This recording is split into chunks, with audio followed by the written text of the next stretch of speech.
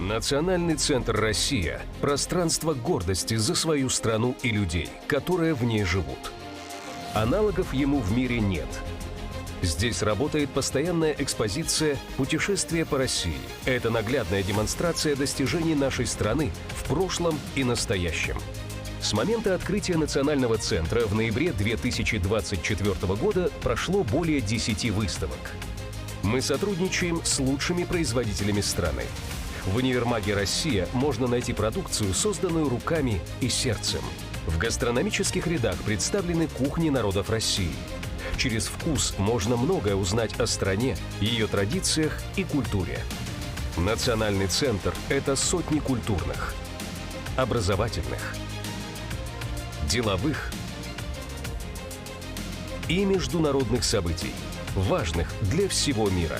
Мы соединяем сердца на первом, единственном в мире свадебном фестивале. Это бережное сохранение традиционных семейных ценностей.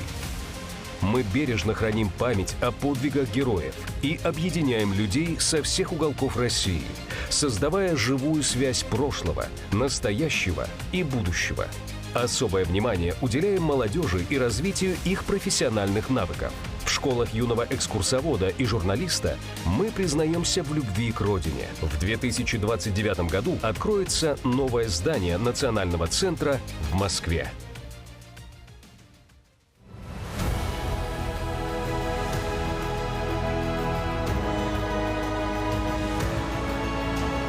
Добрый день, уважаемые коллеги!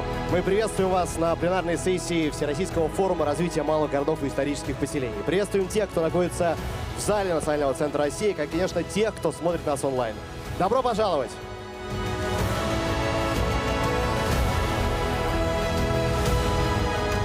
Мы сегодня очень много говорили о развитии российских городов, о том, как там живется людям, о том, как все благоустраивается, как меняется городская среда, и о том, конечно, как важно, что это все между собой активно взаимодействует. И вот прямо сейчас пришло время, пожалуй, для самого главного сегодняшнего диалога. И к нему мы приходим с тремя выводами. Первый о пространстве ответственности. Москва, региональные столицы, малые города, опорные населенные пункты – это система центров, которые связывают страну между собой, каждый в своем масштабе. Второй вывод о ценности. Россия – страна многонациональная, с огромной территорией. И понятно, что каждый небольшой город имеет, что ли, свой характер. Да? Довольно любопытно было бы увидеть, не знаю, клумбу или какой-то красивый мост, благоустроенный парк во Владивостоке, и точно такой же обнаружить где-нибудь в Воронеже. В общем, как вы понимаете, все-таки индивидуальность сейчас во многом решает даже для малых городов. Я бы даже сказал, идентичность. Такое слово, Мария, мне кажется, актуально. Ну и третий вывод, пожалуй, самый человеческий, о народосбережении. Потому что за каждым сквером, двором, набережной стоит простой вопрос. Захочет ли здесь остаться семья? Родится ли здесь следующее поколение россиян? Поэтому сегодня малый город, конечно, все эти три ценности объединяет. И, естественно, хочется, чтобы город был не только про благоустройство, да, но это было то место, в котором хочется жить, и самое главное, в котором хочется оставаться, рожать детей, строить семью, зарабатывать деньги. Именно поэтому центральная пленарная сессия сегодня называется «Малые города России. Сохраняя уникальность, укрепляем единство». И мы приглашаем на сцену ее участников. Заместитель министра строительства и жилищно-коммунального хозяйства Российской Федерации Алексей Васильевич Ересько.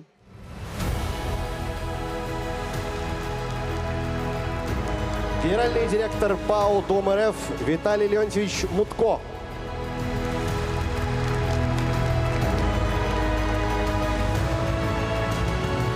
Глава Тамбовской области Евгений Алексеевич Парвышов.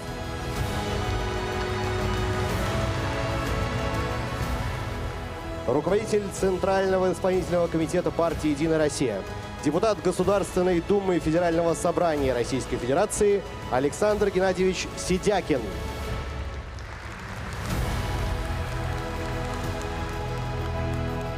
Заместитель начальника управления президента Российской Федерации по внутренней политике Евгений Николаевич Грачев.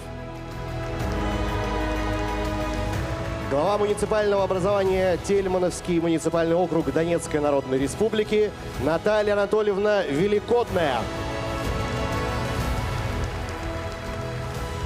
Председатель Союза театральных деятелей Российской Федерации, художественный руководитель Московской театральной школы Олега Табакова, народный артист Российской Федерации Владимир Львович Машков. И модератор центральной пленарной сессии, директор по развитию городской среды ПАО Дом РФ Антон Владимирович Финогенов.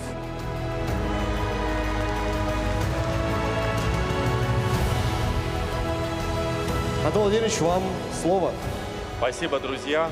Всех приветствую и прошу посмотреть на экран.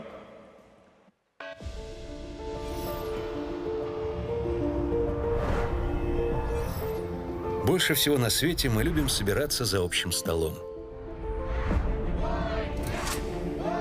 Делиться тем, что на душе. Видеть родные лица. Конечно, мы разные, но у нас общие цели и ценности. И в этом наша сила. У каждого особый взгляд на мир, своя энергия, свой характер. И вместе мы создаем новые лица. Лица наших городов. Они разные, но похожи на каждого из нас. У каждого свои традиции и свой уклад, и каждый важен. Каждый может стать центром притяжения. Как Москва – столица для России, так малые города – основа для сохранения культурного кода в каждом регионе. И все неразрывно связаны друг с другом. Мы смотрим в родные лица и понимаем все без слов. Каждому найдется место за большим столом. Ведь мы дома. 11-й Всероссийский форум развития малых городов и исторических поселений. Сохраняем уникальность, укрепляем единство.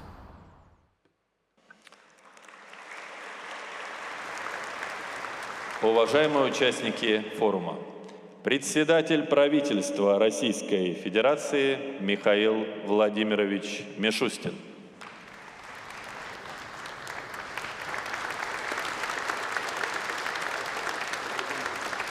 Спасибо большое, друзья. Спасибо. Присаживайтесь, пожалуйста. Добрый день, дорогие друзья, уважаемые коллеги. Я рад всех вас приветствовать на Всероссийском форуме развития малых городов и исторических поселений. В этом году мы встречаемся в Национальном центре «Россия», который стал точкой притяжения инициативных людей, профессионалов из самых разных уголков нашей красивой большой страны, чтобы обсуждать идеи, достижения, обмениваться опытом, видеть, что очень важно, потенциал возможностей наших регионов, каждый из которых обладает своим характером, своими традициями и своей историей. И все вместе они – это Россия, красивая, большая, сильная и единая. Этот год объявлен президентом годом единства народов. Он подчеркивал, как для нас важны культура, обычаи, языки каждого народа. Такое многообразие и забота о его сохранении – это основа национальной политики нашего государства. Ну а значит, нужно особенно беречь уникальность городов, поселений, обеспечивать там стандарты качества жизни. Эту работу мы ведем в первую очередь в рамках профильного федерального проекта. За время его реализации благоустроено около 120 тысяч территорий. В каждом регионе обустраиваются дворы, детские спортивные площадки, набережные, центральные площади, парки, пространства, где жители и гости проводят свободное время, организуют праздники, культурные и общественные события. Такие проекты позволяют людям чаще встречаться, больше общаться, укреплять добрососедские отношения. И программы по благоустройству в числе самых востребованных у граждан. Они сами выбирают места, обсуждают идеи и оценивают потом результаты. Главный инструмент для этого – это всероссийское голосование, в котором ежегодно участвуют миллионы людей. Недавно состоялось уже 6-е мероприятие. Порядка 16 миллионов жителей из почти 3000 населенных пунктов страны, в том числе опорных и небольших, где проживает и менее 20 тысяч человек, выбирали из около 7 тысяч объектов. Реализация отобранных проектов начнется уже в следующем году. Но в основном это, сегодня мы подробно говорили на выставке, это парки с детскими игровыми и спортивными площадками, пешеходными дорожками, где каждому можно будет комфортно проводить свободное время.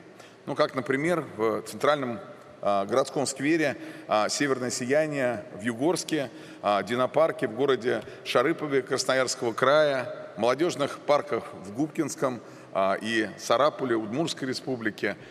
Наибольшую вовлеченность показывают в основном жители именно районных центров, сельских территорий, что говорит о их такой тесной связи со своими родными местами и о намерениях делать эти места еще лучше, краше.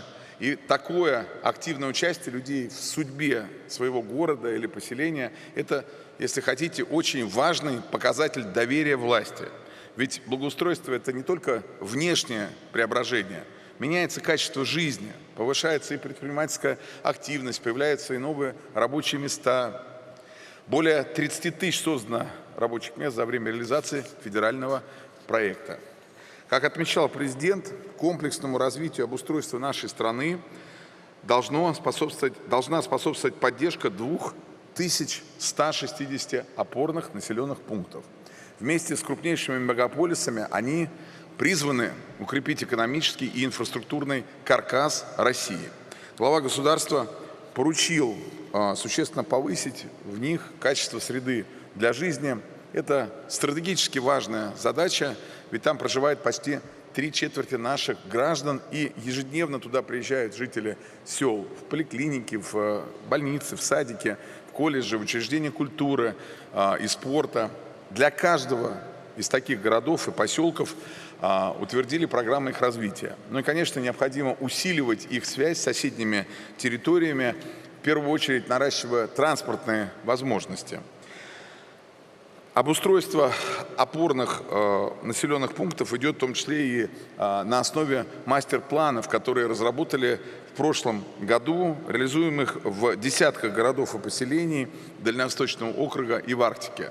В ходе рабочих поездок по стране мы видим, как они постепенно меняются, повышая уровень качества жизни, чтобы обновлять жилищный фонд, благоустраивать общественное пространство, наращивать и модернизировать инфраструктуру, улучшать условия проживания людей.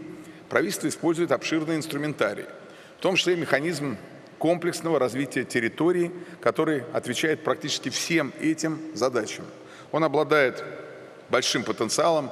В прошлом году президент поручил предусмотреть в федеральном бюджете необходимое финансирование, чтобы поддержать целый ряд субъектов федерации в реализации проектов КРТ. С его помощью сегодня строятся детские школы, детские садики, школы, дороги, объекты технологических сетей, ну и, конечно же, красивые, современные, удобные жилые дома. Наряду с расширением инфраструктуры и повышением комфорта городской среды, конечно, необходимо просто уделять серьезное внимание сохранению объектов культурного наследия. Сегодня активно вовлекаем исторические здания в современную жизнь. И в этом вопросе крайне важно, необходимо просто действовать комплексно. Работать не только с отдельным памятником и даже с целыми улицами, площадями, кварталами, которые вместе формируют культурный код города. Принципиально важно и дальше при оценке заявок во всероссийском конкурсе создания комфортной городской среды учитывать и историческое содержание идеи проекта. Тем более, что уже есть механизмы работы с такими объектами, правовые инструменты, успешные практики реставрации, последующее вовлечение зданий в хозяйственный оборот. Это также касается и сохранения памяти о защитниках Отечества. В прошлом году на выставке участники программы «Молодежь и городская среда» представили интерактивную карту героев. Мы говорили о том, что она может стать основой для будущих мемориалов, названий улиц, За год ребята развили эту идею. Сегодня предложили создавать общественные пространства, которые расскажут о событиях и тех, кто во все времена отстаивал интересы нашей Родины, как и сейчас в ходе специальной военной операции. Это будут места, где станут проводиться встречи, экскурсии, образовательные памятные мероприятия. Ну и главная их цель – это укрепление живой связи между поколениями. Этот форум имеет большое значение для жителей малых городов и поселений. На нем традиционно объявляют итоги всероссийского конкурса лучших проектов благоустройства. Ну и победившие команды получают гранты, на которые воплощаются такие замечательные идеи, как, например, возрождение сада выдающегося врача, ученого Алексея Александровича Салеева в городе Родники Ивановской области, или в поселке Чикдамын Хабаровского края по инициативе жителей создается, соответственно, тематический сквер «Золото у Мальты». Он посвящен истории золотодобычи в регионе. В Невинномысске Ставропольского края строится сквер химиков. Люди решили сохранить память о трудовой славе города, в котором исторически развивалась химическая промышленность. Очень интересный проект «Площадь мира» реализуется в поселке Тикси в Якутии. Это будет теплый павильон, пространство, где жители и гости смогут комфортно проводить время, встречаться, участвовать в мероприятиях, независимо от погоды за окном. В республике немало талантливых ребят, которые профессионально занимаются благоустройством общественных пространств, мастер-планами и дизайн-кодами для населенных пунктов своего региона. Совсем недавно в ходе рабочей поездки в Якутск познакомились с молодыми архитекторами из бюро «Намада». Они путешествуют по Якутии, изучают повседневные маршруты жителей, особенности ландшафтов, создают проекты, которые очень органично, если хотите, вписываются в местную среду, ну и сочетают функциональность и уважение к традициям, к своей земле.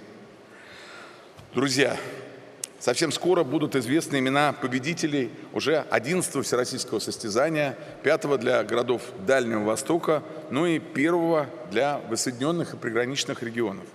В прошлом году на площадке форума мы приняли решение, напомню, проводить для них отдельный конкурс. Благодаря этому существенно изменилось качество заявленных инициатив, повысился также и уровень подготовки команд. Только что в ходе выставки мы подробно посмотрели проекты, поговорили об этом. Теперь главное обеспечить такое же высокое качество их реализации. Новые пространства там должны быть комфортными, как и на всей территории нашей страны. И для этого прежде всего нужно выстроить эффективное взаимодействие нашего профильного министерства, строительство с руководством субъектов, общественными организациями, с экспертами. За годы проведения конкурсов в малых городах появились очень сильные команды. Если раньше активно привлекались зарубежные архитекторы, то теперь первенство у наших, поскольку они доказали, что предлагают действительно очень достойные, качественные решения. И благодаря им меняется облик страны от Калининграда до Магадана. Они воплотили интересные идеи, приобрели ценный опыт и, что важно, охотно делятся с другими на различных площадках. Создают профессиональные сообщества, проводят межрегиональные форумы, формируют базы лучших решений. Безусловно, такая открытость поможет многим и уверенность обрести, реализовать проект для своего родного города, ну и, конечно, сделать соответствующий вклад в его благополучие. Такой формат совместной работы с опорой именно на местные инициативы, профессиональную экспертизу и государственную поддержку открывает дополнительные возможности для развития наших населенных пунктов. Уважаемые коллеги, дорогие друзья, вчера в нашей стране отмечался День строителя. Именно благодаря вам в России появляются миллионы квадратных метров комфортного жилья, тысячи километров безопасных дорог, современные образовательные и медицинские учреждения, уютные парки, красивые улицы, высокотехнологичные промышленные предприятия, электростанции. Я хочу от всей души поздравить всех, кто занят в этой отрасли, значимый для каждого жителя нашей страны.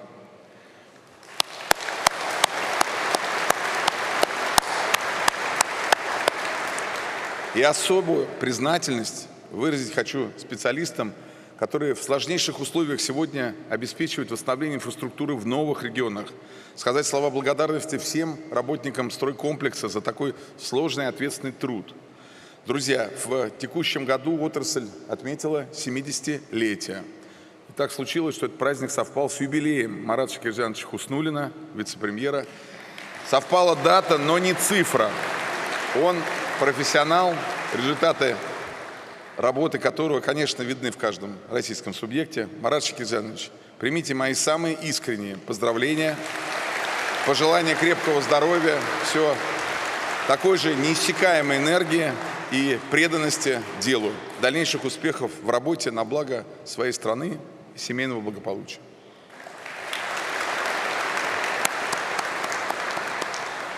Благодарю также всех участников форума. Друзья, вы делаете общее дело для каждого региона, а значит для всей России. Вместе его продолжим, сохраняя традиции, создавая будущее. Желаю вам интересных дискуссий и, конечно, продуктивной работы. Спасибо за внимание.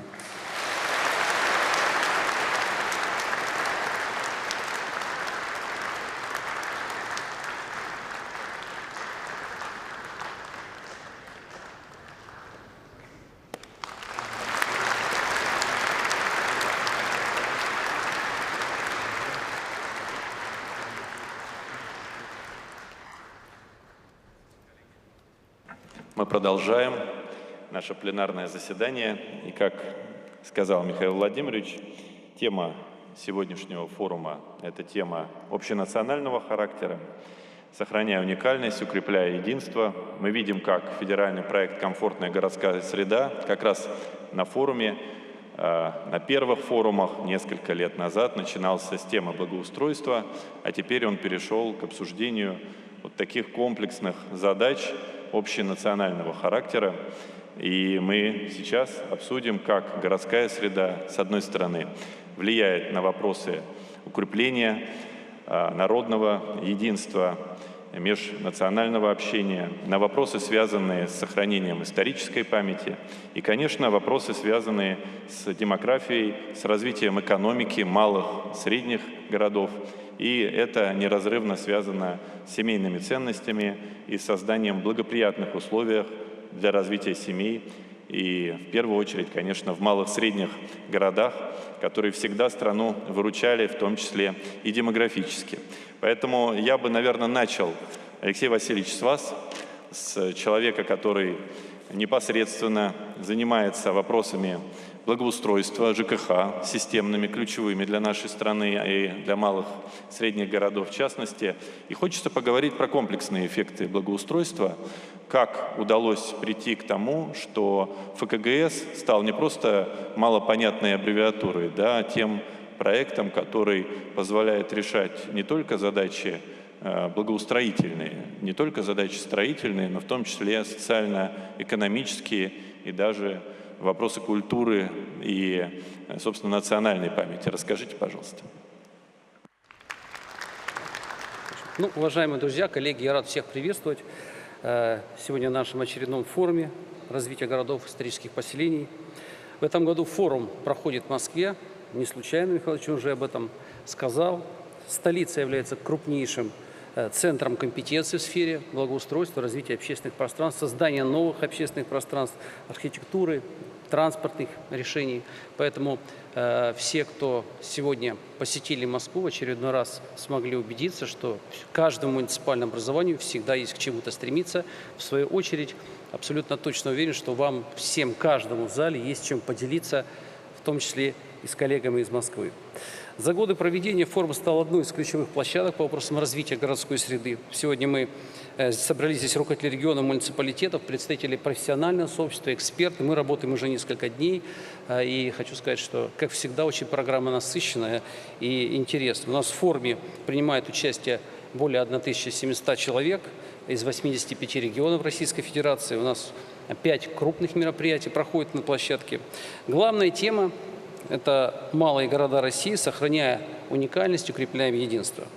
В этом году, как уже Михаил Владимирович сказал, это связано с годом народного единства. И наша страна объединяет разные регионы, разные традиции. Это многообразие отражается, безусловно, и в облике каждого города, каждого населенного пункта нашей страны. У каждого своя история, архитектура, которыми дорожат жители. Но и, безусловно, при каких-то туристических поездках, посещая новые города, все мы видим, что действительно в нашей стране все населенные пункты разные и все идентичны. Именно это одна из основных целей работы нашего форума. Наша задача как раз состоит и в том, чтобы сохранять эти ценности. Очень важный трек – это молодежь. Сегодня Михайлович несколько раз вспомнил о инициативе молодежи, которая была им поддержана после форума в Казани. Очень важно, что у молодежи есть возможность говорить, и самое главное, что те инициативы, которые им предлагаются, они востребованы. В целом, по формированию комфортной городской среды, у нас это проект, который, вы знаете, дает возможность развиваться всем населенным пунктам, именно делать центры притяжения в каждом городе. У нас всего за время реализации программы благоустроено уже более 119 тысяч объектов. А до 2030 года вы все в своих населенных пунктах сможете реализовать еще более 30 тысяч таких пространств. Результаты, безусловно, отмечают сами жители. Мы постоянно мониторим отклики жителей о работе в тех населенных пунктах, где проводятся мероприятия по благоустройству. Вы знаете, что абсолютно точно поддержан проект. Проект формирования комфортной городской среды стал поистине народным. Кроме голосования, в котором каждый год активно принимают участие жители всей страны. И еще мы фиксируем очень четкий сигнал от жителей о том, что бы они хотели в рамках каких-то конкурсных проектов.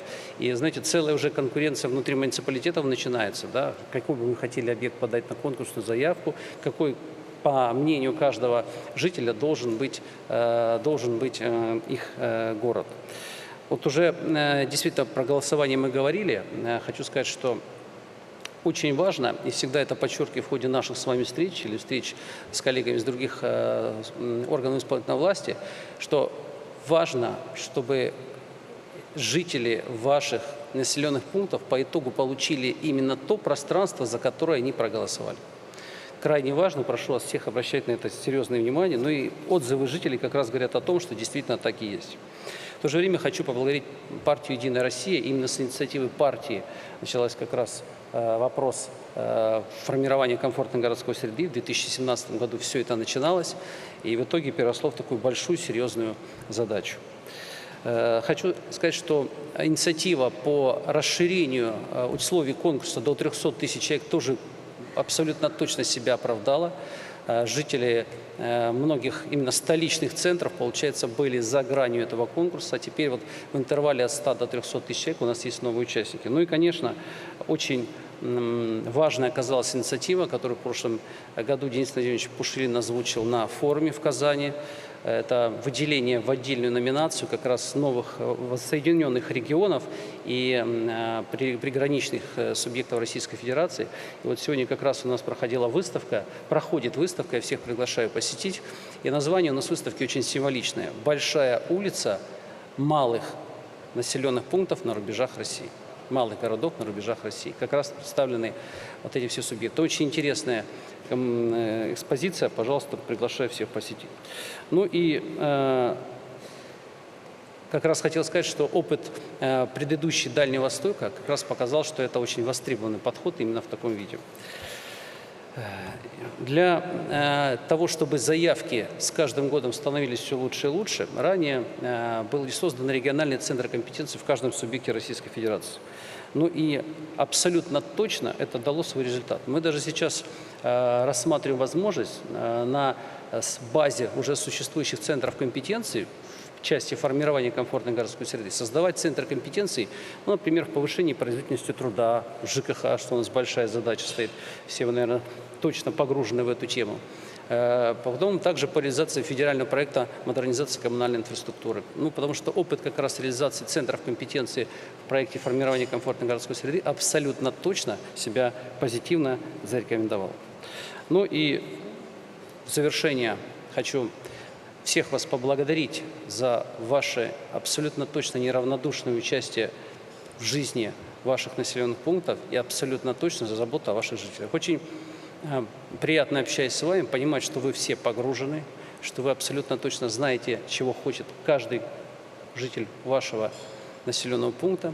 Ну и с учетом того, что прежде всего у нас задача с вами что-то созидать, а значит, вы все причастны абсолютно точно к празднику Дню Строителя. Поэтому от всей души поздравляю вас. От всей души поздравляю вас с нашим замечательным праздником. Спасибо, хорошей работы всем. Алексей Васильевич, спасибо. Уважаемые спикеры, можно будет выбирать, выступать с места или вставать для ответа на вопросы, для презентации. Виталий Леонидович, хотел бы задать вам вопрос. Как, с вашей точки зрения, должна выглядеть городская среда для того, чтобы быть удобной для семьи, потому что вопрос народосбережения, вопрос демографии, особенно в малых средних городах, достаточно остро стоит. И вы часто говорите о том, что квартирография, например, очень сильно влияет на, скажем так, развитие семей. Расскажите, пожалуйста, что делает Дом РФ для того, чтобы малые и средние города были более благоприятны, в том числе для семейной жизни. Спасибо. Акустика такая здесь. Только Дом РФ услышал, понял, что вопрос ко мне. Да. Я сейчас на Дом РФ откликаюсь сразу.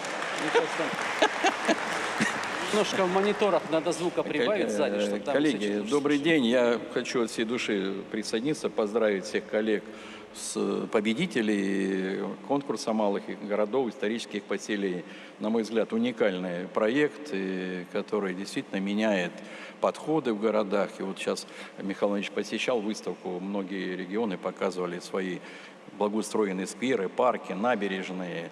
В общем, там очень много сделано в этом плане. Но если вот фундаментально то, что Антон поставил вопрос, конечно, что должно быть сделано для того, чтобы люди не мигрировали, не уезжали из малых городов? Это, конечно, вопрос нетривиальный, и, конечно, он не такой простой, как кажется, и не связан, может быть, даже с парком, сквером. Конечно, человеку нужна уверенность в завтрашнем дне, его семье, он должен четко понимать, что у него большая перспектива здесь, занятость, работа, хорошая среда, есть где провести время. И, конечно, это сегодня большие факторы. И вот наши исследования показывают, что, вот, допустим, в крупных городах 75% населения в целом довольны своей городской средой. А в малых городах и исторических поселениях 44%. Вот вам, значит, 31% разница, которая и толкает этот демографический поток, и отъезд из региона в экономические центры учиться. Вот что, собственно, здесь можно этому противопоставить? Конечно же, есть несколько факторов, которые мы предлагаем и над которыми работаем. Первое, это, конечно, мы сейчас много об этом говорим, и Михаил Владимирович сказал об этом, это развитие, комплексное развитие своего региона, малого города. То есть так называемые мастер-планы, верхнеуровневый документ, который является под собой и такую градостроительную подоснову, но определяет точки роста, развития, он согласован с регионом, его знает бизнес, все знают, что будет с этим городом в течение 10-15 лет. Вот без этого, когда мы просто ежедневно вроде бы что-то делаем, сквер, парк, вроде много делаешь, а комплексно мы не видим главного. Надо найти изюминку. Вот я недавно был в Валдае или там в другом городе, вот мы там мастер-план делаем. Вот что? Сделали историческую улицу, а там никого нет. Надо придумать, как. Вот. И наш опыт говорит о том, а у нас богатый опыт, все-таки мы за последние 10 лет около 63 мастер-планов сделали. 50% это малые города, исторические поселения, 400 стратегий пространственного развития, дизайн-кодов. То есть мы как бы здесь, в общем, готовим архитекторов. Вы знаете, вот сейчас 800 человек уже подготовлено. 42 архитектора возглавляют в муниципалитетах службы соответствующие. В некоторых городах созданы соответствующие подразделения, такие дирекции, как в Нижегородской области. Вот Дербент возьмите, там команда работает, и все делается на основании мастер-плана. И, безусловно, конечно, мы исходим из того, что этот мастер-план, он должен стать такой под основой развития своего региона. И примеров достаточно. Возьмите Арзамас, Дивеево, Сарова, вот эту агломерацию. Если мы все реализуем к 30 году, что разработано мастер-планом, турпоток там будет 1 800 000. Мастер-план Суздаля, мастер-план Сергиева Посада, агломерация кавказских минеральных вод, когда мы исследуем вообще потенциал. Это, конечно, мне кажется, самое главное. Ну, возьмите регионы Дальнего Востока, все 11 мастер-планов, но под них выпущены распоряжения правительства, которые, в общем, все, что ты не делаешь, должен делать в реализации этого мастер-плана. И все инструменты, инфраструктурное меню, инфраструктурные бюджетные кредиты, наши инфраструктурные облигации. Вот это первый такой вопрос, на что бы я обратил внимание и призвал бы. Нам нужно будет до 30 года сделать 200 мастер-планов опорных населенных пунктов. Это очень важный вопрос. Второй, конечно, это жилье. Ну, посмотрите статистику сегодня по жилью. Да, последние годы у нас за рамками 10 больших крупных субъектов пошло развитие жилищного строительства. Это очень здорово и важно. Мы вышли на там, 100 миллионов квадратных метров в год. Но, значит, если посмотрите обеспеченность жильем и структуру жилья, которое мы строим, у нас самая низкая обеспеченность – это семьи с детьми. У нас больше 50% однокомнатных квартир. Да, это старт для многих молодых семей, но в принципе вот структура, квартирография – это то, что требуется нам с вами вместе смотреть. Третий, я бы тезис еще сказал, это КРТ. Михаил Ильич об этом сказал. Вот только у нас на федеральных землях, которые мы с вами реализуем, 132 КРТ. Это практически 27 миллионов квадратных метров. Давайте посмотрим. Они практически 55 субъектов у нас в Российской Федерации. Возьмем Тюмень, да, это уже КРТ, там вводится уже все. Там и среда, там и социальные объекты, там и все. Поэтому, конечно, сейчас мы пошли дальше, законодатель изменил подход. Теперь вам, муниципалитетам, можно будет не самим создавать оператора, а уже выбирать оператора на федеральном уровне.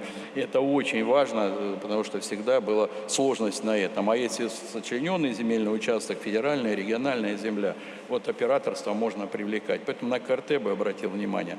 Ну и, наверное, в заключение еще один вопрос – это объекты культурного наследия. Михаил Ильич об этом сказал. Коллеги, у вас у всех, у многих малых исторических городах уникальные объекты. Но вот мы сейчас поставили на задачу к 30 году 1000 объектов культурного наследия ввести в оборот, найти инвестора, дать им вторую жизнь. Ну вот мы собрали, сейчас создали портал «Наследие Дом РФ», собрали вместе с Минкультурой вот этих там 2200 объектов, которые нам вот сейчас в первоначальном плане. Ну, многие из них разрушены, они, в общем-то, требуют восстановления, они требуют вкрапления в свою жизнь. Они могут стать такими центрами притяжения. И примеров таких уже много, и в Торжке там, и в других городах. И вот мы сейчас 173 объекта региональных, федеральных вовлекли в оборот, 600 уже вы передали. И вот наша задача, используя все механизмы, это, еще раз напомню, механизм субсидирования процентной ставки до 9%, если инвестор берет на восстановление. Если это под жилье идет, это 6%. Это длинные деньги, которые мы можем субсидировать и делать. Самое главное, этим нужно заниматься, и, в принципе, мы увидим, что осилили дорогу ведущие, эти объекты тоже станут такими драйверами развития ваших регионов. Поэтому инструментов достаточно много. Но я просто хочу сказать, что много тоже бывает в регионе, много делаете, и вам огромное спасибо, потому что преображаются и города, появляются точки притяжения. Это стало уже таким, знаете, не трендом уже, это вообще наша уже политика.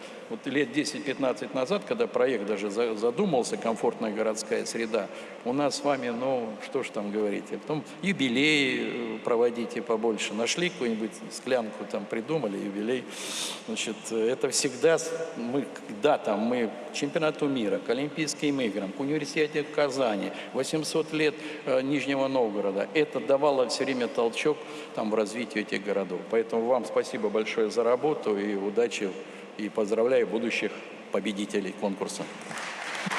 Виталий Леонидович, спасибо.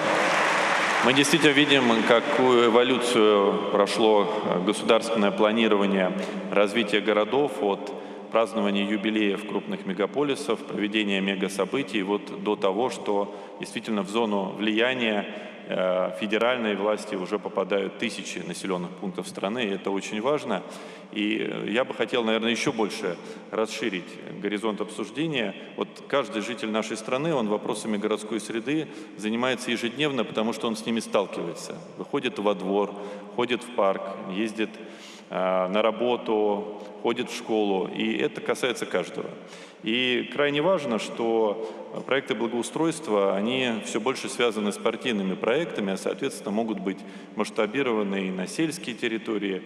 И здесь вот, Александр Геннадьевич, хотел у вас спросить о том, а почему особенно важно, в том числе партийные проекты, связанные и с благоустройством, и с городской средой, которая гораздо более комплексное понятие, вот этими проектами заниматься в малых, средних городах?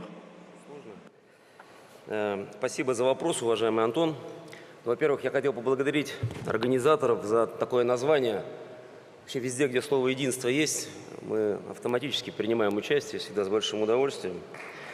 Значит, я, уважаемые коллеги, помню 2016 год, это было 10 лет назад, ровно шла избирательная кампания в Государственную Думу, и вот как раз мы только-только приняли законодательство о капитальном ремонте, пошли к людям, говорим, ну вот появился капитальный ремонт, начали делать фасады, лифты, а люди нам говорят, что вы, понятно, в домах вы сделали, а мы выходим, а во дворе разруха, надо каким-то образом системно решать эту проблему. Ну и тогда появились опыт Татарстана, тогда начал работать Дом РФ, и формирование общественных пространств, оно такое взорвало всю эту моду на обновление того, что обычно у нас находилось в запущенном состоянии. И тогда мы во фракции «Единая Россия» решили, что мы должны сделать программу, которая бы охватывала и ремонт дворов, и реконструкцию общественных пространств, набережных, мостов. Поработали вместе с правительством, у нас появилась соответствующая нормативная база, просчитали индексы. Ну и вот через некоторое время появился конкурс, одним из этапов которого вот как раз проведение сегодня награждения является. А всего, вы вдумайтесь, за этот период 110 тысяч дворов и общественных пространств. 110 тысяч, это огромная цифра. В голове на тот момент она не укладывалась. Из них вот почти 50 тысяч за последнюю пятилетку. И, конечно, это все пришло в каждый дом, поменяло культуру. Я помню, значит, когда я работал в исполнительной власти в Республике Башкортостан, мы приехали в Заурале, и в райцентре, значит, площадка детская, ну вот с крошкой, с мягкой, знаете, такая есть, крошка мягкая. И вот детишки на ней играют, они все сняли аккуратно ботиночки и поставили около, и играют вот на этой крошке. То есть мы пришли с новой культурой пространств, с тем, что люди, может быть, иногда до этого в своих населенных пунктах не видели. Но мы точно совершенно видим, что у нас это пришло в каждый райцентр, в каждый поселок. Многие из вас ведь представляют очень небольшие муниципалитеты. Но из чего губернатор работу начинает? Вот Александр Алексеевич, сразу парк пионеров, да, вы сделали, сразу быстро, низковисящий плод, как говорится, потому что людям это нравится, когда появляется пространство, в котором можно играть и строить свою жизнь. У нас сейчас идет сбор предложений в народную программу, с которой мы пойдем на следующий избирательный цикл. И мы, естественно, показываем людям результаты и спрашиваем, какого одобрения тот или иной наш программный тезис заслуживает больше всего. Вот больше 80% наших граждан одобряют программу, связанную с формированием комфортной городской среды. Это ведь не только, вот, собственно говоря, программа, связанная с малыми историческими поселениями. Это и строительство новых школ. Оно ведь ведется как? Появляется двор, пришкольная территория, она тоже реставрируется и ремонтируется. ФАП в маленьком населенном пункте. Около ФАПа раз, все равно появились клумбочки, там какие-то все благоустройства. Мы это все видим. И комплексное развитие сельских территорий, и комплексное развитие территорий как драйвер для развития городского строительства. Все это работает над изменением городской среды. И каждая из этих маленьких программ в самом маленьком населенном пункте, будь то маленький МАФ или, вот еще раз повторяю, клумба, это все меняет нашу среду. Но и, конечно, мы еще один вопрос, вы в своей подводке его обозначили, это запрос на изменения, связанные с исторической памятью. Мы очень четко видим, что наши граждане позитивно воспринимают то, как мы бережно относимся, например, к тем местам захоронений бойцов наших, связанных с Великой Отечественной войной. 20 тысяч таких объектов мы каждый год приводим в нормативное состояние к 9 мая. Объекты, связанные с нашей историей не только с Великой Отечественной войной. Ну, вот Александр Ефимович сидит на меня, пристально смотрит. Мы в рамках проекта «Историческая память» несколько объектов в Курской крепости будем делать, и это связано с юбилеем города. Но все это воспринимается крайне позитивно. Но что хотел бы сказать. Вот мы когда социологические опросы проводим, спрашиваем, а что такое для вас российская мечта? Люди, ну, все как-то к личному, да, вот семья, я бы хотел, чтобы у меня дом был где-то на берегу речки, там вот старость какая-то обеспеченная. Но когда говоришь его, а давай-ка о какой-то системе кооперации поговорим, о том, что вместе ты с другими своими членами общества сделал, то сразу на первое место всплывает тема обновления городского пространства, своего двора, своего общественного пространства. И люди сразу говорят, что вот мы хотим этой кооперации. Мы у себя в партии проводим, помимо того, что делает правительство, проводим конкурс среди первичных наших организаций, даем гранты. У нас первичные организации есть в 80 тысячах различных участковых избирательных комиссий, это вся страна. И половина заявок, которые к нам приходят, это обновление двора, это какой-то там, значит, небольшой участочек пространства, который нужно изменить. Ну и вот сейчас, прямо сейчас мы собираем сбор предложений в нашу народную программу, которую утвердим на съезде 22 августа, в следующую субботу. Вот у нас поступило 3,5 миллиона предложений. 1 250 000 в онлайн, то есть мы сразу можем их обработать. И вот из этого 1 250 000 673 тысячи касается благоустройства. То есть 50% опять. Поэтому это все говорит о чем? Что «Единая Россия» будет выходить с комплексной программой развития городов и в новом электоральном цикле. Будет место и десяткам тысяч парков и общественных пространств, будет место и конкурсу всероссийскому, который мы будем поддерживать, общественным контролем сопровождать. Будут единые стандарты для инфраструктуры сельской местности. Мы вот с Владимиром Львовичем перед панельной дискуссией разговаривали, малые города. Он говорит, так малые города – это и есть Единая Россия.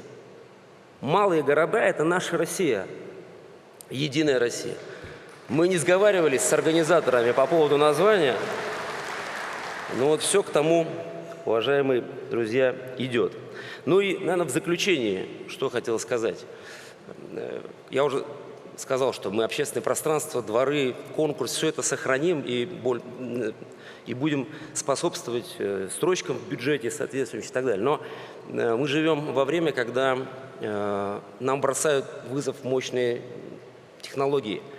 И, конечно, в 2021 году этого всего не было. Сейчас появился у нас искусственный интеллект, беспилотные системы. Все это должно использоваться и в реформировании городской среды. Это проектирование. Вот Виталий Иванович говорил про мастер-планы. Конечно, нужно, чтобы помогал искусственный интеллект с прокладкой маршрутов беспилотных. Надо найти место роботам, автоматизированным системам в городском хозяйстве, в жилищно-коммунальном хозяйстве, в предиктивной аналитике и в формировании, собственно говоря, тех новых районов городских, формированию нового такого стиля урбанистики, в котором всему этому есть место. Во всяком случае, этому всему точно в партии, в народной программе партии будет посвящен целый раздел. И мы уверены, что вместе с Министерством строительства и ЖКХ профильным в этой части с точки зрения городского хозяйства мы самые правильные передовые решения найдем, ну и таким образом победим. Спасибо. Спасибо, Александр Геннадьевич. Важные темы вы поднимаете, но я бы хотел немножко сместить фокус нашего обсуждения в сферу культурной политики. Владимир Львович, вот вы, как актер, режиссер, всю свою жизнь наблюдаете за людьми, за их судьбами, чаяниями. И, наверное, согласитесь с тем, что где они живут, очень сильно влияет на интересы, на поведение людей, на их планы и, что говорить, даже на их патриотизм. Вот с вашей точки зрения, культурная политика, как она связана с развитием городской среды, городской инфраструктуры, и почему это особенно важно реализовывать культурную политику в малых, средних городах? Вот в последние годы мы видим, как очень часто именно молодежь покидает эти территории очень активно. Что вы думаете об этом?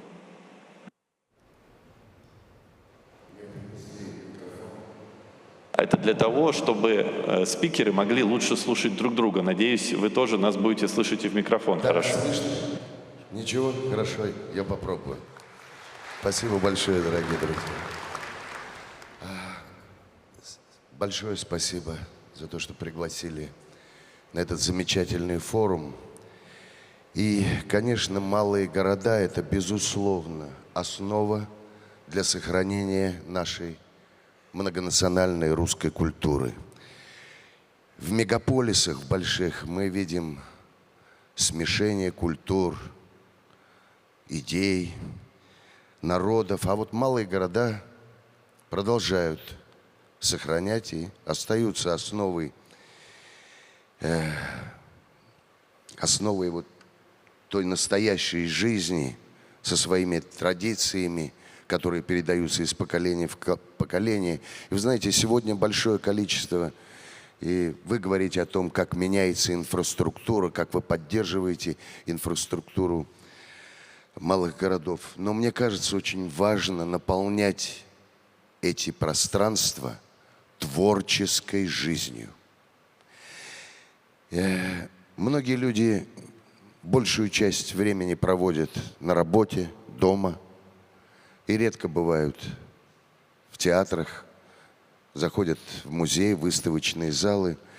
Но вы знаете, искусство ведь, оно не только уравновешивает человека с действительностью в самые ответственные и критические минуты жизни, но и оно очень влияет и на воспитание, и, как доказано учеными международными и нашими российскими учеными, влияет на долгую активную жизнь, сохранение когнитивных способностей головного мозга. Искусство дает возможность развиваться и нашему вниманию, и нашим чувствам, которые все время развиваются. Чувство – это отношение к человеку, к деятельности, к проблеме во времени. Вот поэтому, говоря о чувстве патриотизма, оно не рождается вместе с человеком, оно воспитывается в семье, в школе, в церкви.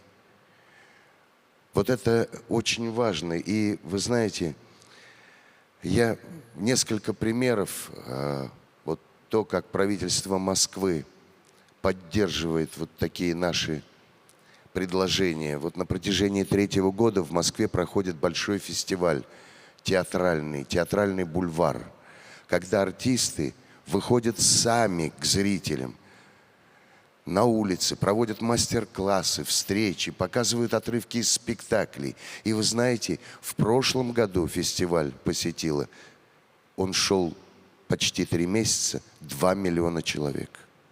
Так или иначе, проходя мимо, случайно задержавшись, вдруг начинается вот это наполнение содержанием художественным, творческим человека. И это очень важно. И с утра до вечера с детьми приходят, и старшее поколение, им очень много молодежи. И вот у нас, я художественный руководитель нашего великого театра «Современник», и мы на парковке во время отпуска делаем кинотеатр, показываем фильмы наших великих мастеров, которые уже, может быть, многие видели много раз. Но вы понимаете, небольшой зальчик под открытым небом, собираются сотни людей, и приятно посмотреть в коллективе. Вот так зарождается, наверное, вот этот желаемый и всеми нами социальный оптимизм. Какая-то в этом можно поспорить, поговорить, и это, мне кажется, очень важно. Мы также используем пространство бульваров для выставок и исторических, и творческих. Опять пройдя секунду одну, взглянув на мир другими глазами, поверьте, это очень действует на человека, на его развитие. Поэтому у нас от театрального сообщества большая просьба к вам. Когда вы будете благоустраивать эти пространства, подумайте, как они будут наполняться творческой жизнью. Может быть, привлечь к этому ваших деятелей культуры и прежде всего молодое поколение, которое невероятно креативно и хочет себя в пространстве города предъявить свой талант. Вот, знаете, как один умный человек сказал, что же такое талант? Это соединение трех составляющих: воли, инстинкта, то есть русское слово хорошее есть, чуйка, и памяти. И вот это и будет талант. И мы дадим возможность молодым ребятам проявить себя так. И вы знаете, конечно, хотелось бы, чтобы в каждом малом городе было свое личное, уникальное творческое содержание. Спасибо вам большое.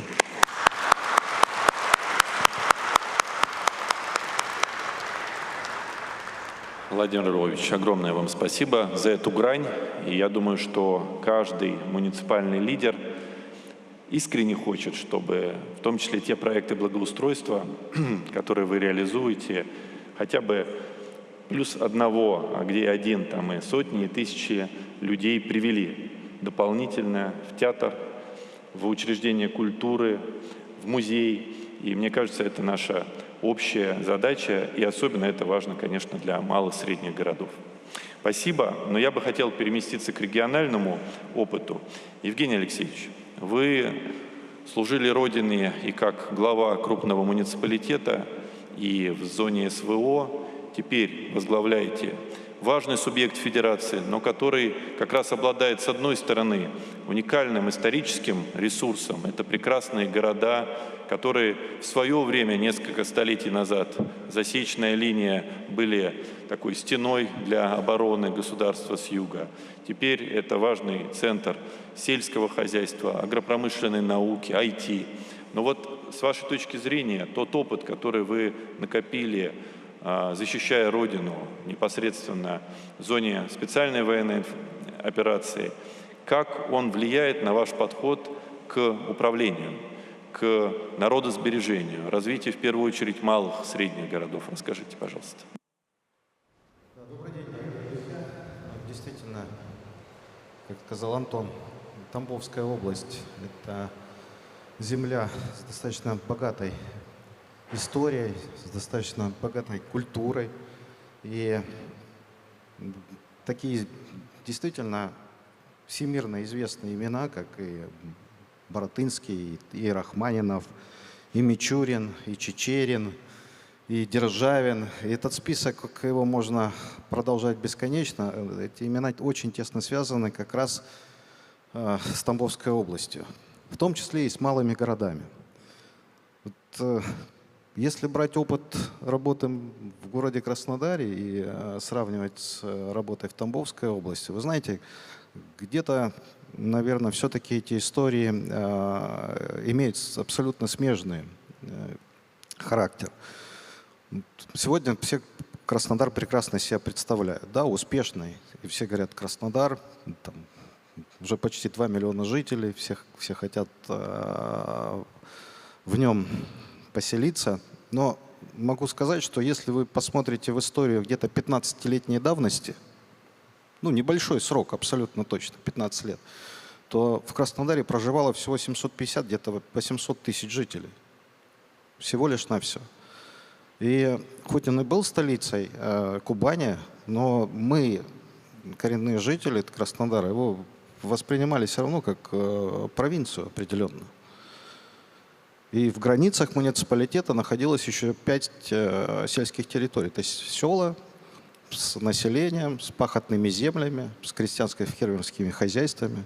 Ну, есть общее между Тамбовом и Краснодаром? Ну, точно есть. И главное было найти решение, которое позволило бы нам действительно поменять статус и поменять направление развития для кубанской столицы. Оно найдено. Сегодня это действительно абсолютно точно успешная столица.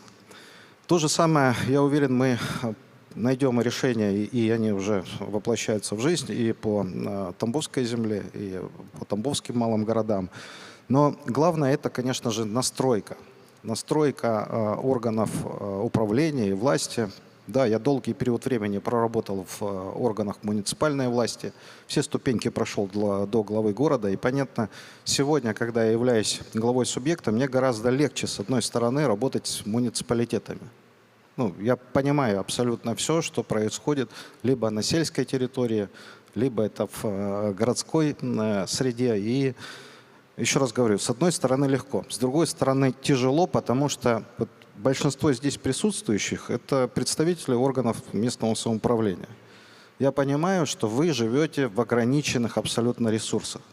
И, конечно, зачастую что-то требовать чрезмерно тоже для меня является определенной проблемой. Поэтому я настраиваю сегодня органы региональной власти, именно правительство. Вот когда я был мэром, мне казалось зачастую, что чуть выше там не все меня слышит, не на все реагирует, и не все правильно как бы воспринимается, и получаю я поддержку. Сегодня правительство Тамбовской области, именно министров ключевых, заместителей, я настраиваю на тесное взаимодействие как с органами местного самоуправления, так и, соответственно, с федеральным центром. Нам сегодня повезло. Вот реализация тех национальных целей и задач, которые поставил перед страной глава государства, наш президент Владимир Владимирович Путин, они четко выполняются правительством Российской Федерации. Ведь сколько на сегодняшний день реализуется действительно государственных программ, нацеленных на улучшение качества жизни в нашей стране. И задача органов региональной и местной власти только успевать, соответственно, правильно формировать заявки, побеждать в конкурсах, которые проводятся у нас федеральными органами исполнительной власти, и делать, и улучшать качество жизни, соответственно, для населения, для наших граждан. Это ключевой вопрос, который волнует большинство присутствующих в этом зале. Это народосбережение. Вопросы демографии, оттока населения – это ключевые вопросы, которые сегодня стоят перед органами власти в большинстве регионов. Благодаря программам «Комфортная городская среда», благодаря программам «Поддержка малых городов России» эти вопросы зачастую в большинстве своем можно решать и нужно решать. Самое главное – принимать активное участие и, соответственно, добиваться четкой реализации тех программ, которые перед нами стоят. Ну и, конечно же, ответственность. Общая ответственность перед страной, перед нашим населением. Вот Антон спросил, как связана моя история с участием в специальной военной операции и в работе сегодняшней. Вот честно скажу, вот для меня, знаете, вот где родился, там и пригодился. И в зоне специальной военной операции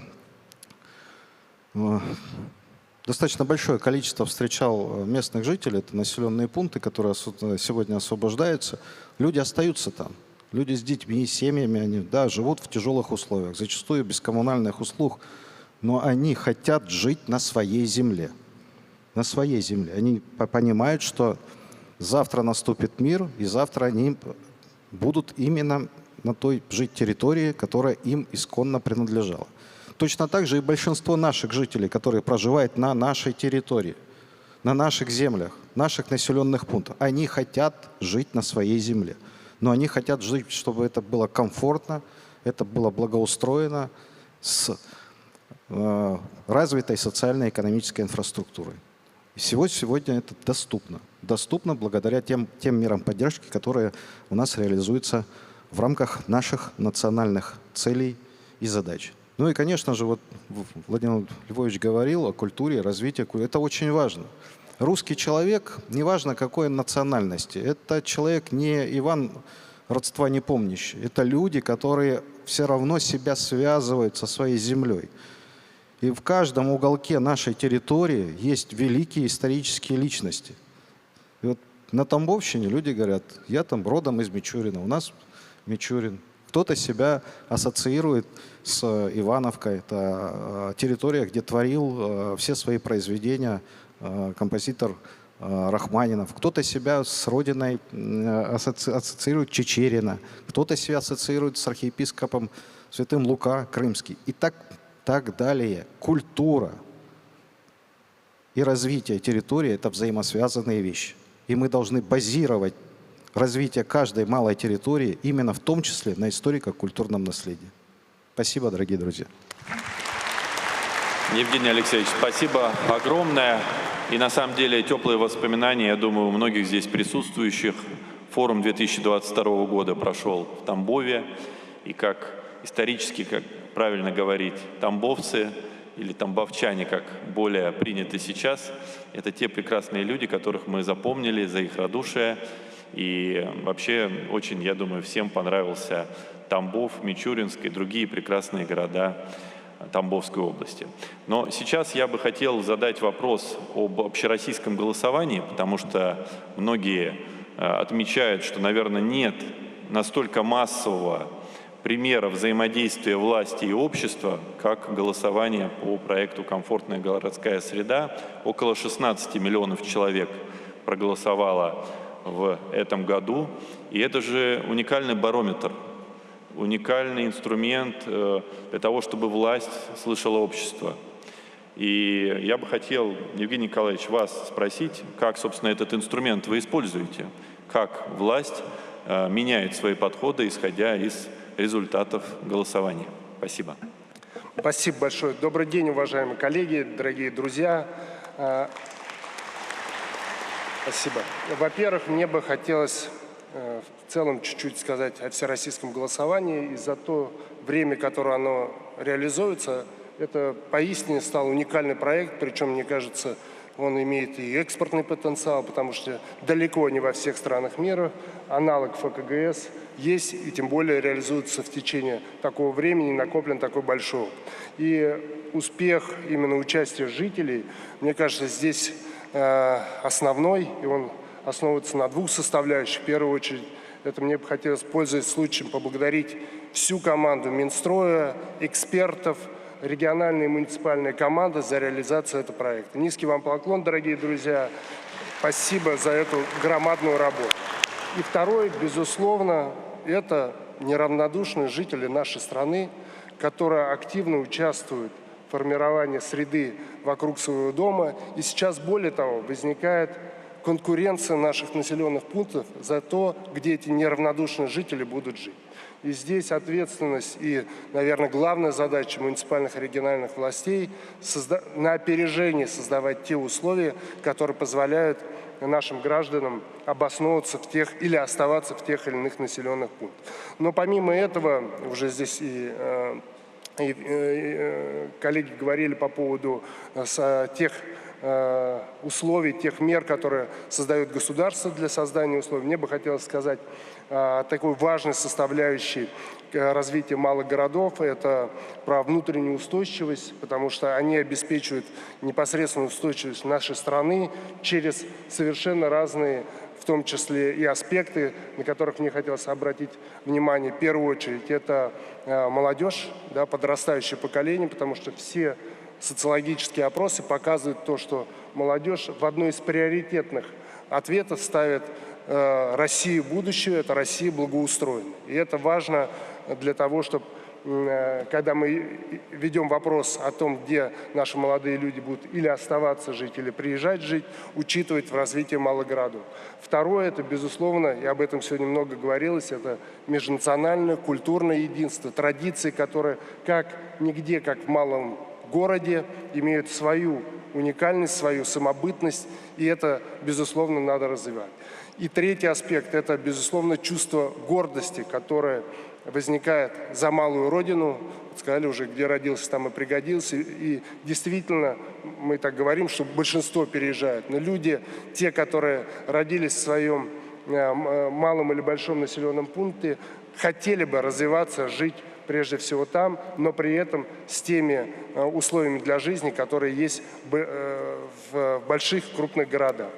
И здесь нельзя не сказать то, что развитие малых городов должно строиться, безусловно, и на чем основывается всероссийское голосование, только с учетом мнения жителей этих населенных пунктов. И голосование показывает, что в малых городах есть поистине живое местное сообщество, готовое участвовать в развитии территории. И активность, кстати, жителей малых городов голосования почти втрое больше, чем в крупных городах. Это показывает то, что люди готовы быть соавторами тех изменений, которые проходят. И еще немаловажно, что хотелось отметить, и бизнес в малых городах, а здесь есть примеры и города и Менделеевска, и Выкса, и многих других городов, где и крупный, средний и малый бизнес активно участвует в развитии тех населенных пунктов, в которых он базируется. Кстати, такая же закономерность видна и при проведении инициативного бюджетирования в региональных, в том числе, программах, и в реализации проектов фонда президентских грантов. То есть это такой тренд, который уже действительно устоялся. И уже вот Александр Геннадьевич говорил, да, то, что активность жителей, она показатель доверия к государству, и муниципальной, и региональной власти, и он непосредственно коррелируется с цифрами, как говорится, на табло.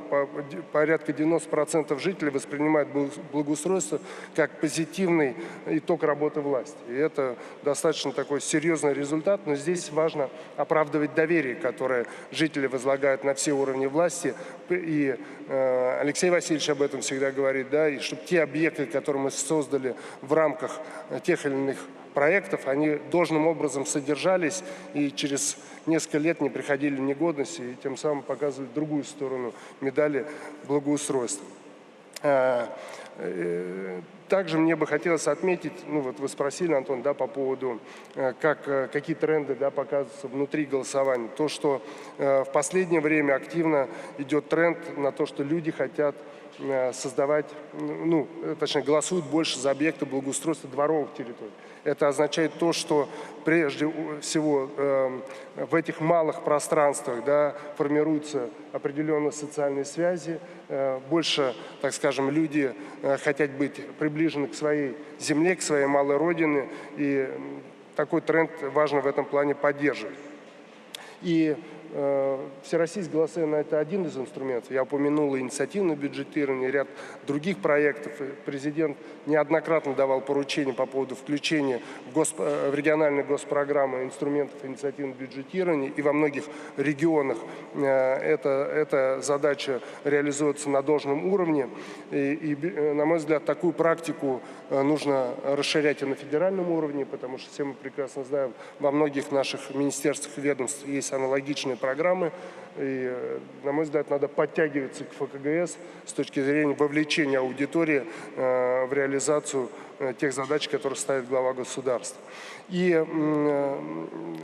вот сегодня уже и Владимир Львович говорил по поводу, мы за эти годы очень хорошо научились создавать пространство. Важно эти пространства насыщать смыслом. Причем смыслами, вот Владимир Львович привел пример культурными, да, аспектами. Мне бы хотелось сказать про широкие аспекты. Да. Это пространство воспитания. Воспитания не только молодежи, но и взрослого поколения, и других категорий нашего населения. И то, насколько мы сможем соединить самобытность места, событийность той площадки, это позволит в том числе удержать, дать возможность людей не уезжать в какие-то крупные мегаполисы и так далее, а позволит людям создавать семьи, растить детей, самореализовываться в тех малых городах, в которых они родились и выросли. И, безусловно, ключевую роль на мой взгляд, играют во всем этом процессе это местные власти, местное самоуправление. И здесь две составляющие. Первое, я вот слышал на полях форума выражение, что муниципалитеты ключевые исполнители этой программы. На мой взгляд, за последнее время, благодаря и Всероссийской ассоциации развития местного самоуправления, муниципалитеты стали не исполнителями, а соавторами всех этих изменений, которые проходят в нашей стране. Их мнение слышат. И здесь важно вот это понимание и у муниципалитетов, что, безусловно, региональная власть – ключевой аспект, но то, насколько слышит региональная власть муниципалитеты, и муниципалитеты также слышат федеральная власть, зависит от того, насколько вот это соавторство и те изменения, которые происходят в муниципалитетах, может быть должным уровнем реализовано. Ну и второе – это синергия бизнеса, власти и общества. Это успех тех, на мой взгляд, и национальных проектов, которые реализуются в нашей стране, и реализация инициатив, которые с земли, так, как говорится, возникают. Вот это те составляющие, которые нам необходимо поддерживать и вовлекать жителей. Спасибо большое. Спасибо большое, Евгений Николаевич, за то, что вот федеральный проект «Комфортная городская среда» стал вот такой основой тестирования взаимодействия власти и населения вот на новой технологической основе, потому что в 16 миллионов не соберешь ни на каком стадионе. А это всегда диалог, это не монолог, и это крайне важно.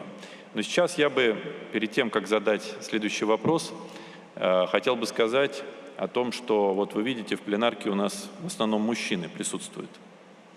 Но, Наталья Анатольевна, я бы вам в вашем лице хотел от всех присутствующих мужчин сказать спасибо за ваше мужество, потому что главы регионов, сотрудники администраций, врачи, учителя, которые каждый день выполняют свой долг и в исторических регионах Российской Федерации, и в приграничных регионах, огромное вам за это спасибо.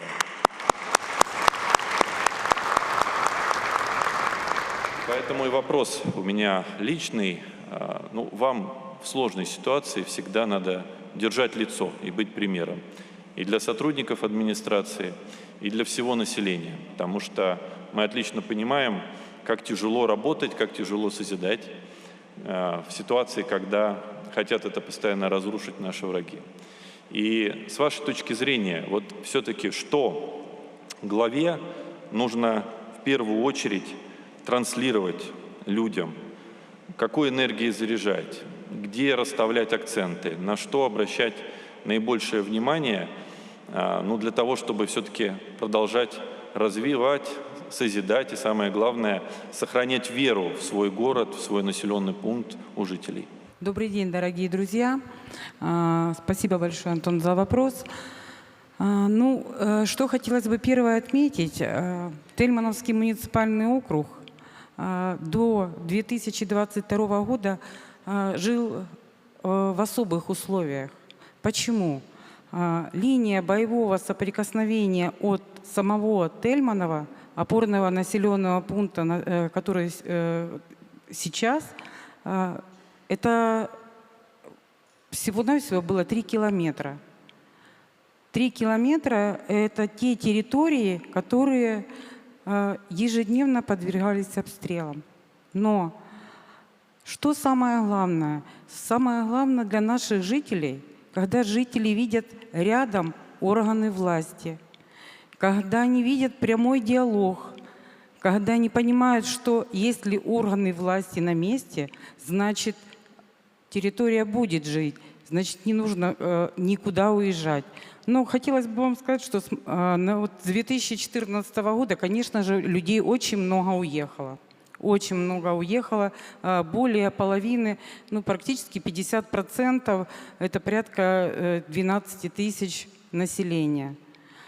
Мы задумывались о том, что как же мы будем дальше строить и как мы будем дальше жить, когда мы освободим наши территории. Что в 2022 году наш район был первым освобожден в ходе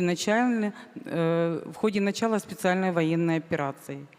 27 февраля 2022 года наши войска зашли на территорию села Гранитного, которое рядом с нами, и водрузили флаг Российской Федерации на Доме культуры. Это был первый населенный пункт, который освобожден в ходе специальной военной операции.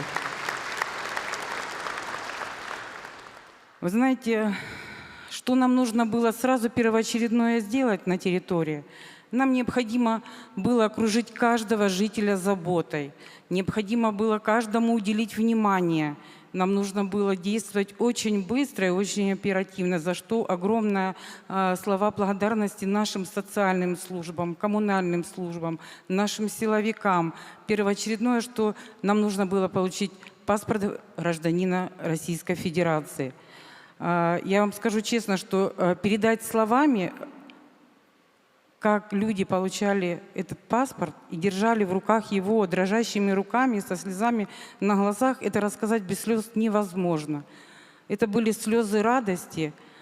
Это восторг был, что наконец-то территория муниципалитета объединилась. Сейчас на территории у нас полный населенный пункт, в состав входит 60 сел и поселков, и один большой поселок городского типа, это Тельманово. Что нам следует дальше делать? Конечно же, наступили суровые будни, всем жителям выплачиваются все пособия, нам необходимо было восстанавливать наши села. Да, безусловно, у нас есть такие сейчас села, которые полностью разрушены и восстановлению не подлежат. Но жизнь на этом не останавливается.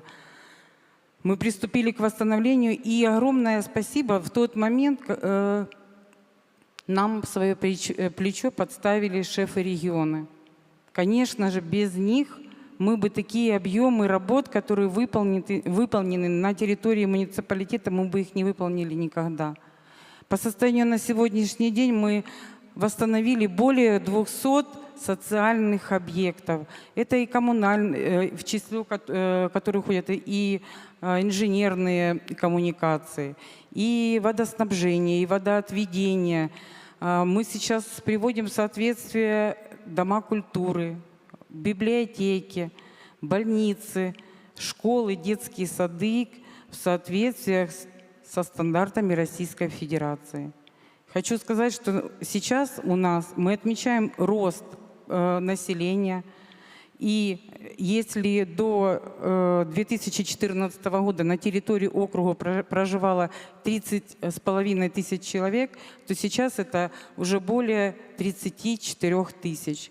Мы видим, результат есть, у нас процесс восстановления идет.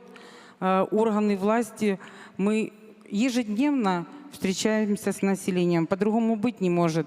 За нами еще дополнительно закреплено прифронтовая территория, это Кураховский муниципальный округ, который находится в 140 километров от нашего округа. Поэтому необходимо уделять и этой территории огромное внимание, чтобы жители понимали, что идет восстановление, обеспечить жизнеобеспечение жителей наших. Хотелось бы сказать, что благодаря вот таким мероприятиям, программам, как формирование комфортной городской среды, комплексное развитие сельских территорий, мы благоустроили более 9 скверов. Мы установили более 30 детских площадок. Это 80% от общей численности наших малых территорий. Нам важно, почему мы делаем параллельно, как и опорный населенный пункт, и село. Почему мы вот для себя такое решение приняли? Необходимо не только опорному населенному пункту уделять внимание, но и селам. Потому что жители в селах должны понимать о том, что жизнь не останавливается, и что селам тоже уделяется огромное внимание. У нас есть сельские территории, которые на данный момент уже полностью с капитальным ремонтом дорог. Полностью восстановлено уличное освещение.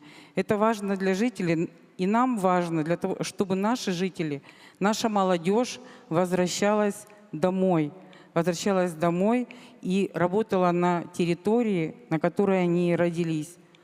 И активная жизнь, благодаря вот таким мероприятиям и общению с местным населением, мы заметили, что самое главное изменение, что у нас изменилось, прежде всего изменились сами люди. Изменились сами люди, потому как мы выезжаем сейчас, практикуем и пешие совещания с заместителями по сельским территориям. Они проявляют огромную активность в голосовании, и не только в голосовании. Они предлагают общественные территории и проекты уже сейчас. Мы приняли решение и начали уже восстанавливать, благоустраивать территорию многоквартирных домов. Изменения есть. Люди это увидели, и они сейчас понимают о том, что их голос что-то значит, что к их мнению прислушиваются. Это немаловажно. Поэтому нам важно, чтобы темп, который мы подняли, его нужно удержать. И по принципу наши местные органы власти, наша команда, мы работаем так, чтобы нам не было стыдно, пока наши ребята воюют на передовой, мы должны сделать красивыми, ухоженными и благоустроенными территориями. Они не должны знать, что пока они там, а мы куем победу в тылу. Спасибо.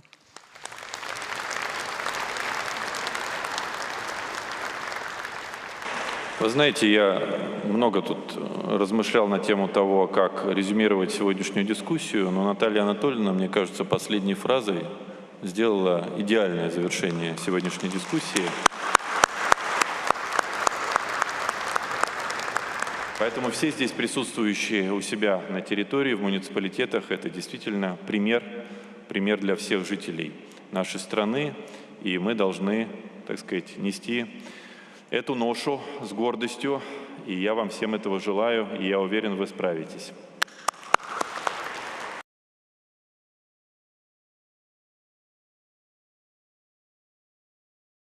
Национальный центр «Россия» – пространство гордости за свою страну и людей, которые в ней живут.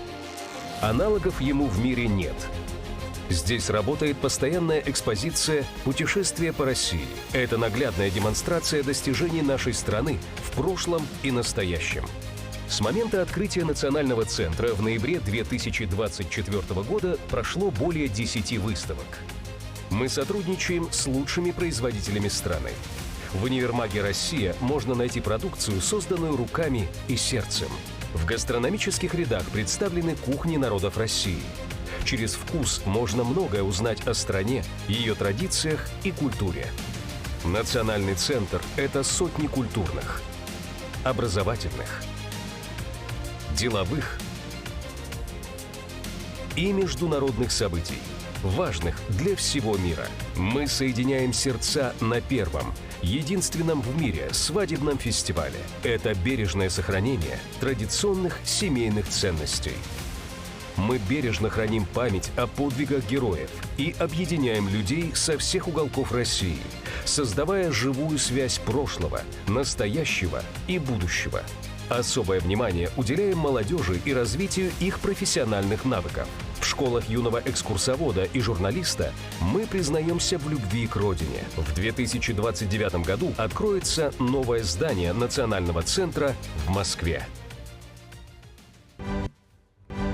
Торжественная церемония награждения победителей Всероссийского конкурса лучших проектов «Создание комфортной городской среды». Ведущие церемонии Мария Рыбакова и Виктор Абрамян. Коллеги, еще раз здравствуйте. Хотелось сказать добрый день, но не знаю, мне кажется, уже впору говорить добрый вечер. Но мне кажется, знаешь, по атмосфере мы точно уже ближе к вечеру все-таки, потому что церемония награждения, она всегда такая чуть более торжественно-праздничная. Коллеги, понимаю, что на полчаса почти задержались, но обещали нам, что и на полчаса у вас будет больше времени на реализацию проектов, которые сегодня победят. Так что выдыхаем, все было не зря.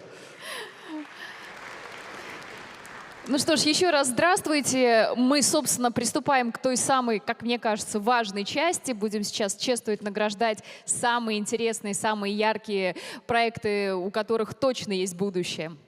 Да, на самом деле хочется приветствовать еще раз не только тех, кто находится в зале, но я знаю абсолютно точно, что огромное количество людей сейчас смотрит трансляцию из Национального центра России в социальных сетях Министерства строительства и жилищно-коммунального хозяйства. Коллеги, мы знаем, что вы с нами, мы знаем, что вы болеете за свои проекты, и каждому из вас искренне желаем удачи. И теперь попрошу еще раз громко поаплодировать, потому что мы начинаем нашу церемонию.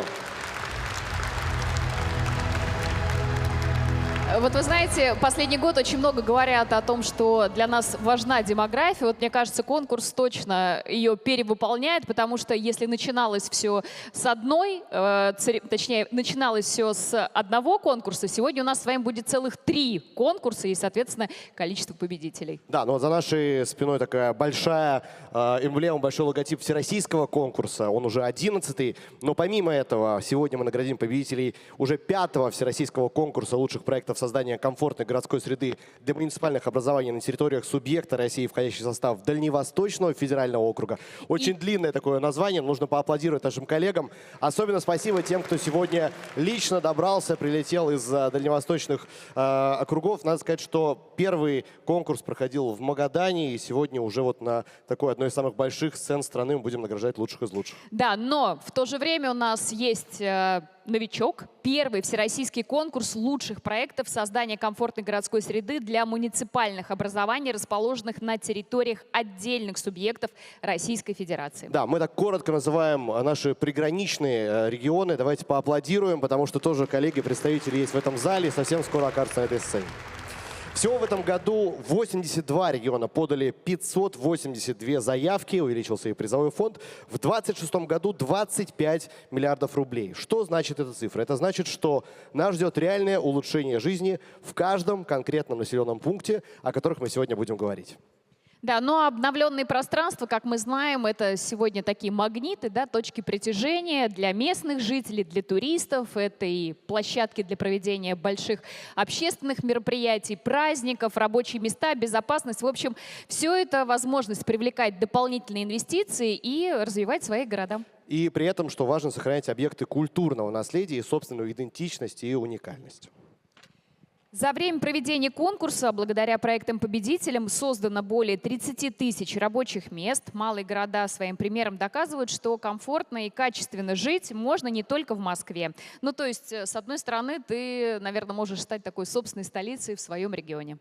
Да, те, кто горят своим делом и реально влияют на жизнь в регионе, всегда получат поддержку. 26-й год президентом Российской Федерации объявлен годом единства народов России. Сегодня мы увидим, насколько разные могут быть города и насколько они при этом отражают дух, энергию, идеи своих жителей и наши общие ценности. Я напомню, что в этом году тема нашего форума звучит как «Сохраняя уникальность, укрепляем единство». То есть мы понимаем, что ценен вклад каждого из вас в это дело. Ну а для награждения самых выдающихся проектов этого года мы приглашаем на сцену заместителя министра строительства и жилищно-коммунального хозяйства Российской Федерации Алексея Васильевича Ересько. Алексей Васильевич. Уже практически наш соведущий. Ну, Алексей Васильевич уже, да, как, в общем-то, и положено хозяину площадки, скажем так, уже за кулисами ждет.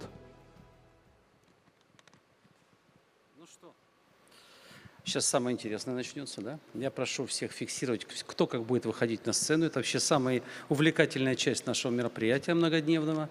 Значит, мы ждем, значит, с интересом всех команд. Максимально старались сохранить интригу, как обычно. Абсолютно точно хочу еще раз поблагодарить всех, кто заявки готовил.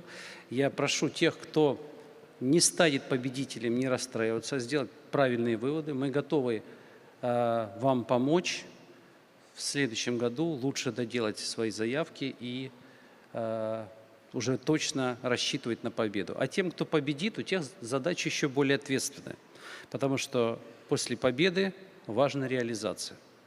И вот здесь, поверьте, друзья мои, мы с вас не слезем. Значит, будем четко смотреть, как у вас это будет получаться. как вы будете это делать. А затем, значит, будем напрашиваться на открытие ваших объектов, а после этого еще приезжать на те мероприятия, которые вы на этих объектах будете проводить. Поэтому давайте начнем. Да, Алексей Васильевич, мы просим вас остаться на сцене. Мы переходим к церемонии награждения. Давайте быстренько расскажем, как будет проходить. Проекты и регионы-победители появятся вот на этом большом экране, который находится за нашей спиной. То есть вы увидите и название проекта, и регион. Да, как только вы увидели, что победили, вы в первую очередь, конечно же, радуетесь, но уже одновременно с этим сразу же поднимаетесь на сцену, потому что, как мы говорили, почти 300 регионов, точнее 300 почти победителей у нас из 82 регионов, а это значит, что мы должны быть бодры, веселы и динамичны. Как Виктор правильно сказал, радуясь, поднимайтесь на сцену. Радостно поднимайтесь на сцену. Конечно, но мы сразу... Все-таки камеры работают, Алексей Васильевич. Нужно, чтобы люди хорошо получались. Если улыбки не будет, мы отправим обратно, как вы понимаете. То есть быстро выходим, получаем награды, фотографируемся с Алексеем Васильевичем. Уверен, что многие только ради этого сегодня прилетели в Москву. И после этого уже отправляемся довольно счастливый в зал. Договорились? Но мы сейчас на первых победителях все опробуем. Я думаю, что на деле все окажется проще, чем кажется. Да, ну и правильно будет начать с самых молодых, то есть новых участников, но очень-очень важных, тех, кто наконец воссоединился с Россией, тех, кто обеспечивает стабильность у наших границ. Мы сейчас будем чествовать победителей первого всероссийского конкурса лучших проектов создания комфортной городской среды для муниципальных образований, расположенных на территориях отдельных субъектов Российской Федерации. Мы рады видеть эти новые лица. Регионы непростой путь сейчас проходят, но самое главное, что шаги уже сделаны. И, конечно, все вместе обязательно мы справимся. Уверены, каждый город российский заслуживает того, чтобы стать красивым и удобным для своих жителей. И для награждения мы просим присоединиться к Алексею Васильевичу, выйти на сцену сопредседателя Всероссийской ассоциации развития местного самоуправления Ирину Михайловну Гусеву. Под ваши аплодисменты. С улыбкой, Ирина Михайловна, мы видим. Вот все берите пример с Ириной Михайловной.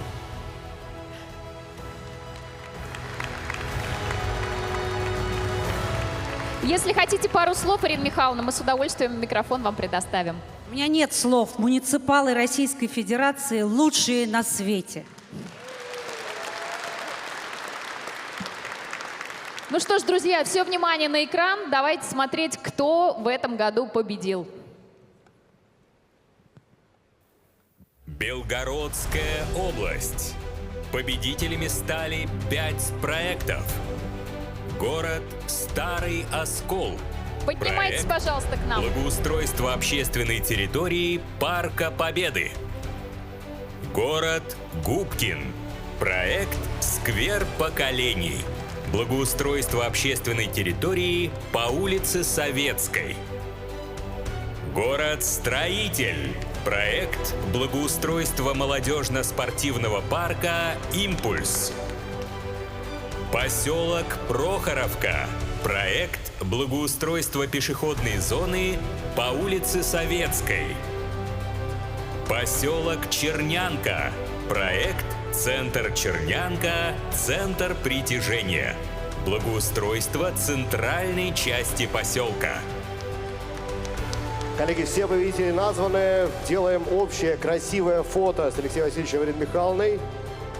Обязательно, кому не довручили, довручаем и цветы, и награды. Вот примерно так все и будет происходить. С особым трепетом смотрю за Белгородской областью, потому что мой родной город Старый Оскол, и приятно, что он среди победителей сегодня на сцене. Фото на память. Спасибо огромное. Аплодисменты Белгородской области. Коллеги, поздравляем, провожаем вас в зал и ждем уже имена следующих победителей следующего региона. Брянская область. Победителями стали 2 проекта. Город Сельцо. Проект благоустройство площади Дворца культуры имени Вано Васильевича Мейпариани. Первый этап. Поселок Камаричи. Проект общественно-деловой центр по улице Советской. Аплодисменты победителям из Брянской области. 2 проекта победителя. серьезные делегации прибыли за своими заслуженными наградами. Здесь я чувствую по такой серьезной мужской компании, что готовились всем регионам. Так, 2 награды вручим.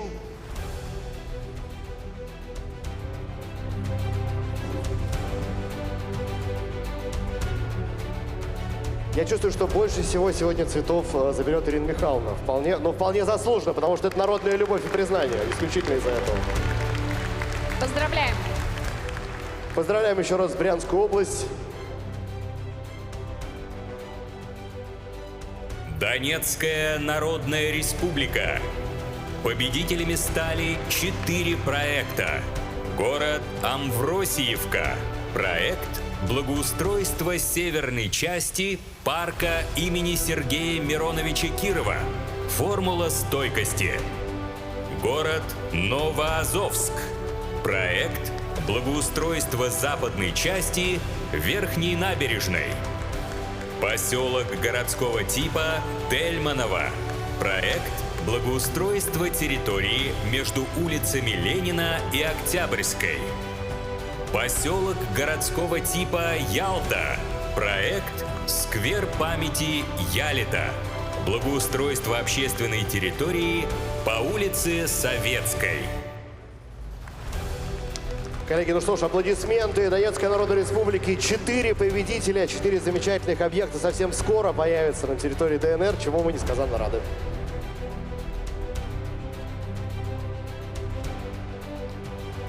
Я понял, пока у нас ключевая проблема, как распределить на сцене цветы, Маш. Ну, у нас, смотри, несколько букетов заберет Ирина Михайловна, несколько ты. В общем, как-то, я думаю, проживем. Аплодисменты Донецкой Народной Республики. Поздравляем. Запорожская область. Победителями стали 3 проекта. Город Мелитополь. Проект «Парк участников СВО». 3-й этап. Город Энергодар. Проект «Сквер на Советской улице». Город Приморск. Проект «Благоустройство парка Юбилейный».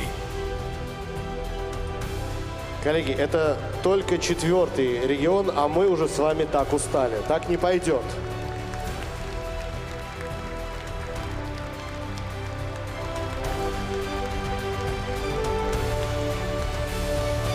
Ирина Михайловна, делитесь. Один все-таки, Маша, у тебя сразу будет храниться, я сама понял. все взяла в свои руки. Мы продолжаем, коллеги. Внимание на экраны. Следующий победитель. Курская область. Победителями стали 4 проекта. Город Курчатов. Проект «Благоустройство аллеи Атомграда». 2-я очередь. Рабочий поселок Кшенский. Проект «Благоустройство площади Кирилла и Мефодия с прилегающей территорией кинотеатра «Восток». Город Дмитриев. Проект «Благоустройство парка имени 1 мая и пространство перед кинотеатром «Россия». Рабочий поселок Пристень. Проект «Благоустройство центральной площади и сквера перед школой номер 2». Коллеги, а я предлагаю вот чуть-чуть ближе к центру стать. Ирина Михайловна, вы у нас даете настроение, давайте ближе к центру, чтобы мы всех красиво видели. И тогда все коллеги сместятся тоже ближе к центру. Алексей Васильевич, давайте ближе к центру вот сюда встанем, чтобы у нас фотографии были, да, вот здесь. Потому что вы, понятно, все ближе к коллегам идете, они все ближе к вам, и у нас точка притяжения смещается в сторону лестницы. Вот, сразу иначе все смотрится.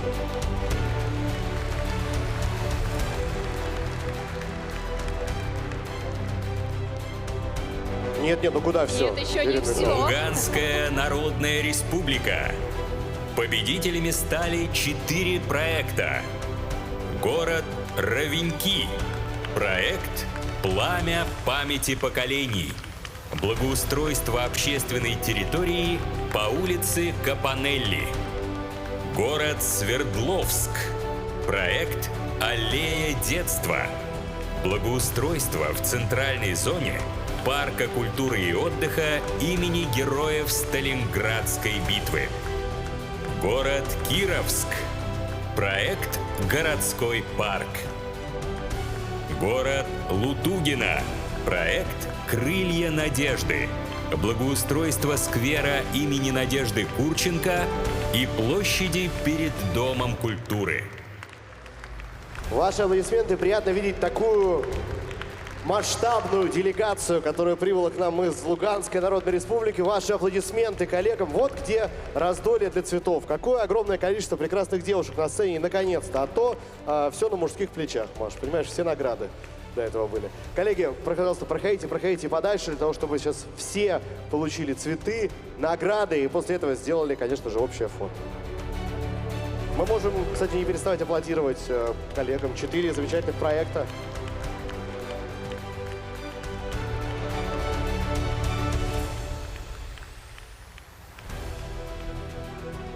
Памятное общее фото. Есть. Отлично, благодарим Луганскую Народную Республику. Еще один регион мы хотим наградить в рамках первого всероссийского конкурса лучших проектов для воссоединенных приграничных регионов. И внимание на экран. Херсонская область. Победителями стали 3 проекта. Город Геническ. Проект «Медуза парк». Вторая часть благоустройства променада и набережной. Поселок городского типа Каланчак. Проект «Каланчак на новой волне». Город Скадовск. Проект «Крылатые качели». Вторая часть благоустройства городской набережной.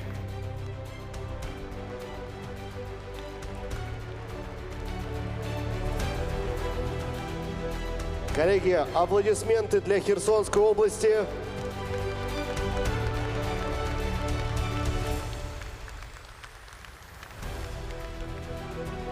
Спасибо огромное, Ирина Михайловна. Но это финальный был регион. Аплодисменты Ирине Михайловне Гусевой за помощь в награждении всех наших любимых регионов. Давайте еще раз поаплодируем победителям первого всероссийского конкурса лучших проектов создания комфортной среды для муниципальных образований, расположенных на территориях отдельных субъектов Российской Федерации. А мы идем дальше. Мы знаем, что страна у нас большая, да, и от западной до восточной границы абсолютно разный уклад, культуры, кухня и даже слова. То есть если Москва столица для всех, ну, например, здесь мы услышим слово «подъезд», то тогда будет понятно, что это Москва, а если услышим «парадная» или «бордюр», то у кого-то студенческие годы прошли в Петербурге. Именно. Поребрик, если услышим точнее. Да, но мы отправляемся из Москвы на восток, туда, где солнце встает, и где находится самый большой федеральный округ в стране. Он охватывает сразу 5 часовых поясов России. Это не преувеличение. Пока мы произносим эти слова, возможно, где-то на Чукотке уже наступает завтра. Да, но, естественно, речь идет о людях, которые создают эти проекты. 110 заявок из 11 регионов и 54 победителя. Мы переходим к награждению 5-го всероссийского конкурса лучших проектов создания комфортной городской среды в Дальневосточном федеральном округе. Ваши аплодисменты, коллеги. И для церемонии награждения мы приглашаем на сцену заместителя министра Российской Федерации по развитию Дальнего Востока и Арктики Эльвиру Рамиловну Нургалиеву. Ваши аплодисменты.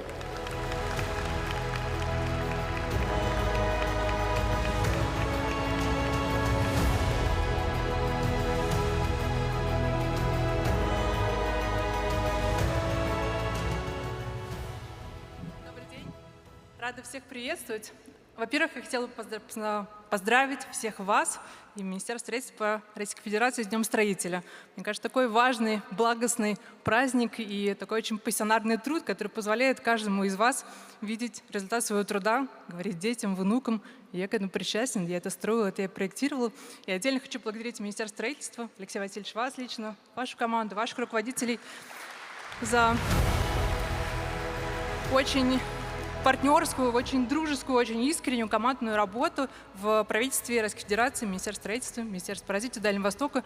Мы 2 командами действительно очень плотно работаем чтобы Дальний Восток становился краше, благополучнее и лучше. Действительно, конкурс 5-й, и за эти 5 лет начинался он довольно сложно. Дальневосточники знают климатические особенности, логистические особенности, кадровые сложности на территории. Но сегодня, за эти 5 лет конкурса, который совместно с Минстроем мы проводим отдельно для Дальнего Востока, Дальний Восток и вы, команды наши дальневосточные, совершили прорыв. Если до этого буквально 10 проектов в год появлялось на Дальнем Востоке, то сегодня, как уже было сказано, больше 50 пространств в год благоустраивается благодаря этому конкурсу. Кратно растет количество людей, которые это замечают, кратно растет количество архитекторов, команд, проектных институтов. Сегодня больше половины всех заявок, которые мы сегодня видим, были спроектированы, сделаны руками уже не на архитекторов столичных, а архитекторов наших дальневосточных. Мы возрастили целое архитектурное бюро. У нас выросло количество предпринимателей. Теперь каждый второй объект, который вы видите на Дальнем Востоке, это малая архитектурная форма, озеленение. Все создается руками дальневосточников. Действительно, конкурс дал большой импульс развитию трансформации как внешнего облика городов, так и всему сообществу тех, кто делает это своими руками. И отдельно отрадно, как вовлекаются наши горожане, жители Дальнего Востока. Сегодня в конкурсе, в голосовании, в принятии решений участвовало 40% жителей городов, в которых благоустраивается территория. Это существенно выше, чем даже среднероссийские показатели. И, наверное, последнее, так символично, что прямо в это время, пока мы с вами сейчас трепетно ждем, я знаю, что я занимаю время от вручения наград, прямо в это время президент Российской Федерации, благодаря которому существует этот конкурс, сегодня работает в Улан-Удэ, и прямо сейчас он на территории Республики Бурятия встречается именно с урбанистами, градостроителями, общественными деятелями, людьми, которые меняют город. И я думаю, что в рамках этой встречи, пока мы с вами вручаем и получаем награды, возникают новые инициативы, новые решения, которые будут делать Дальний Восток краше. Каждый из вас, оказавшись сегодня здесь, из Дальнего Востока, уже победил. Поэтому я прошу никого не расстраиваться, считать наличие проекта и участие в конкурсе уже победой, и у нас все вместе получится. Спасибо большое за работу. Поздравляю. Спасибо большое, Эльвира Рамиловна. Ну а мы переходим к победителям. Внимание на экран. Амурская область. Победителями стали 6 проектов. Город свободный. Проект «Новый образ свободного». Развитие улиц Ленина и Михаила Чесноковской. Село Чигири. Проект «Благоустройство парка по улице Новая». Село Тамбовка. Проект «Площадь и сквер Победы». Благоустройство общественной территории по улице Ленинской. Село Екатеринославка. Проект «Благоустройство центрального парка, парк культур». Город Завитинск. Проект «Завитая улица». Поселок городского типа Архара. Проект «Архара. От истока к магистрали». Благоустройство общественного пространства в микрорайоне Шахтерский.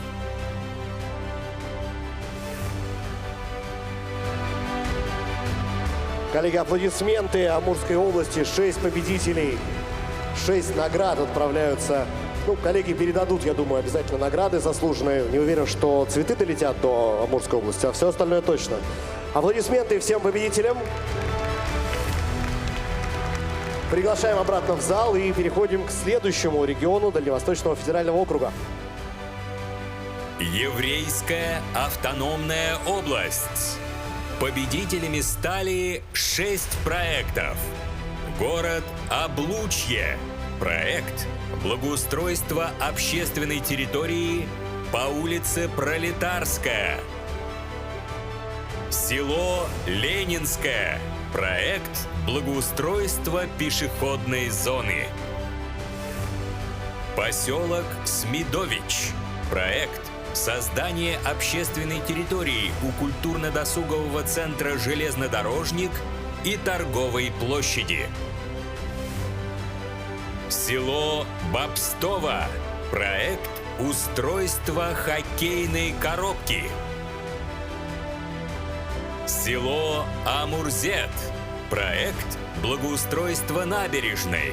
Первый этап.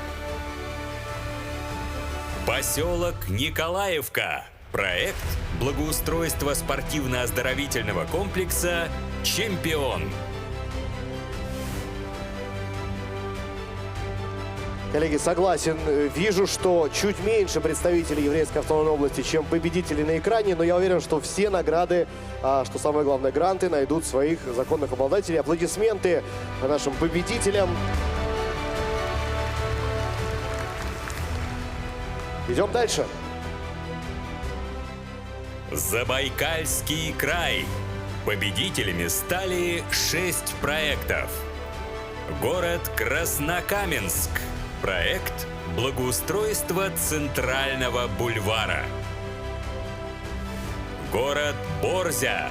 Проект «Парк Наши Черемушки».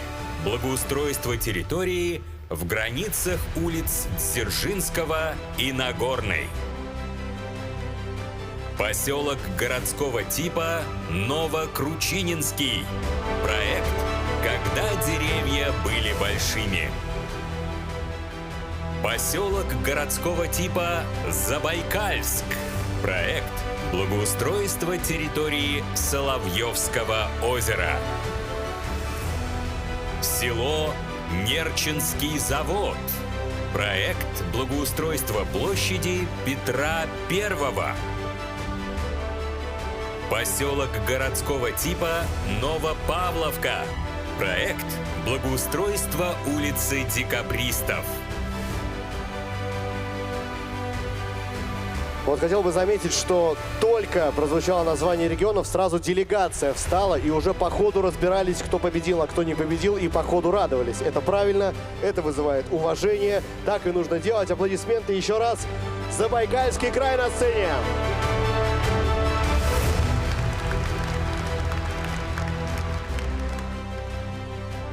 Есть общее красивое фото. Также всей делегации, коллеги, приглашаем вас проходить обратно в зал и освободить сцену для следующих победителей. Камчатский край.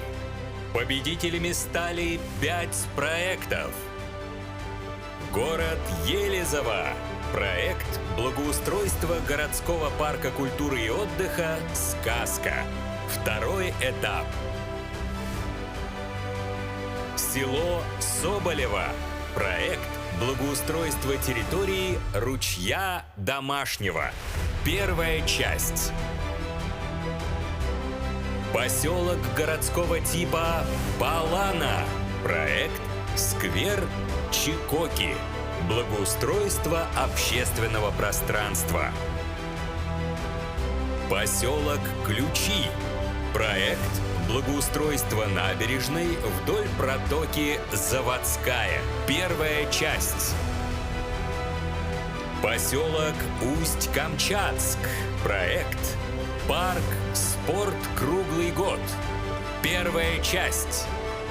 Коллеги, давайте поаплодируем, но хочется еще кое-что добавить. Дело в том, что у нас настолько живой конкурс, что на еще один проект победителей просто не хватило места на экране. Вы видите, что закончились фотографии, а есть на самом деле в Камчатском крае еще один 6-й победитель. И учитывая, что проект мы не показали, прошу еще раз громко поаплодировать. 6-й победитель — это Петропавловск-Камчатский. Благоустройство природного парка Култучное озеро. Вторая очередь. Грант на 300 миллионов рублей. Аплодисменты.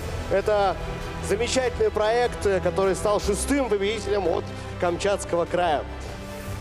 А вот он и идет, я так понимаю. Да, коллеги, вы, Петропавловск-Камчатский, вы идете на сцену. Ну, давайте поаплодируем коллегам.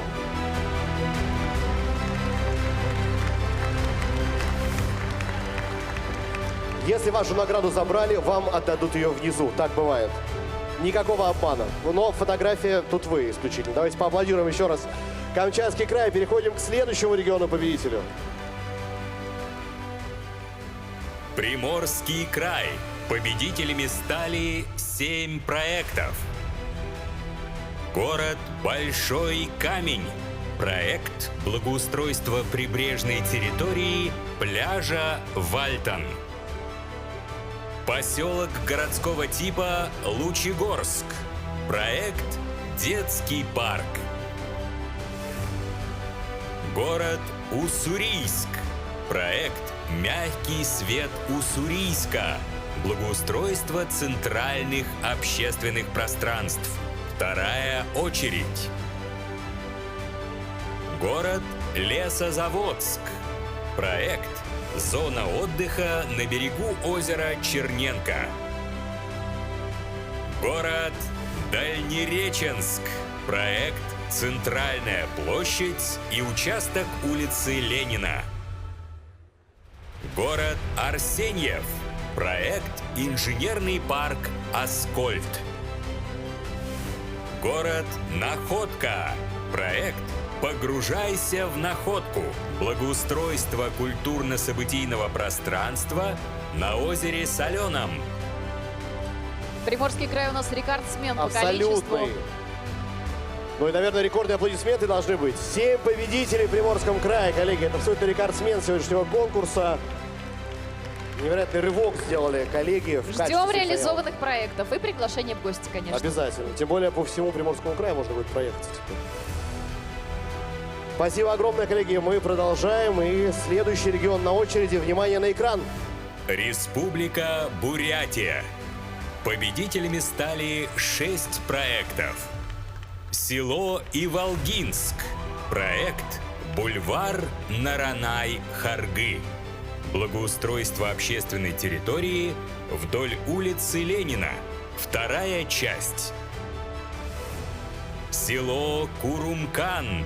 Проект «Песня горной долины». Благоустройство общественной территории. Вторая часть. Поселок Таксимо. Проект «Там, где начинается путь». Село Мухаршибирь. Проект «Благоустройство парка».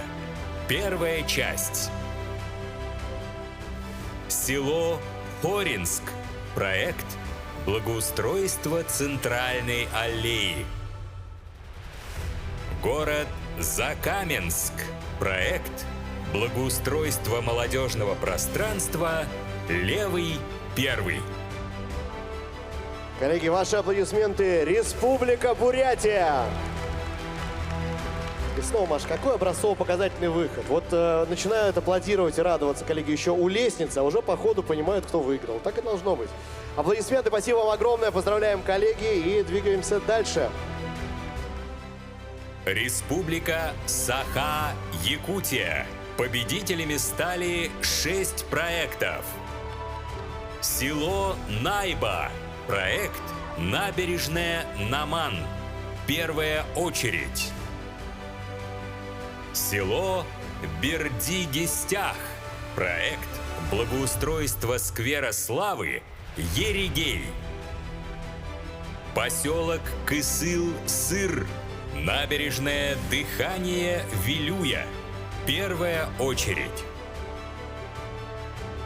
Село Сунтар. Проект «Набережная Земля Героев». Поселок Сангар. Проект «Благоустройство площади Ленина». Село Жиганск. Проект «Благоустройство набережной» имени Михаила Ефимовича Николаева. Как приятно смотреть на искреннюю радость и за себя, и за своих коллег, за своих земляков, то, как девушки правильно принимают свою заслуженную победу. Аплодисменты. Это Республика Саха-Якутия.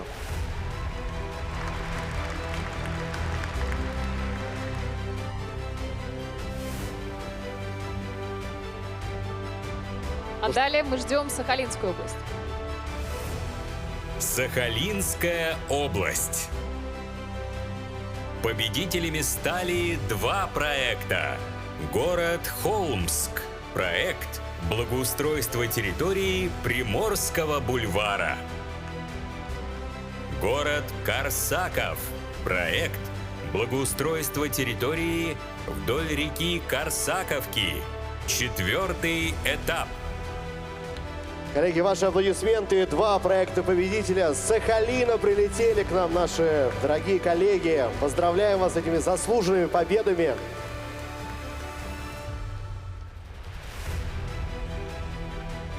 Ну что, конечно же, награды, общее фото.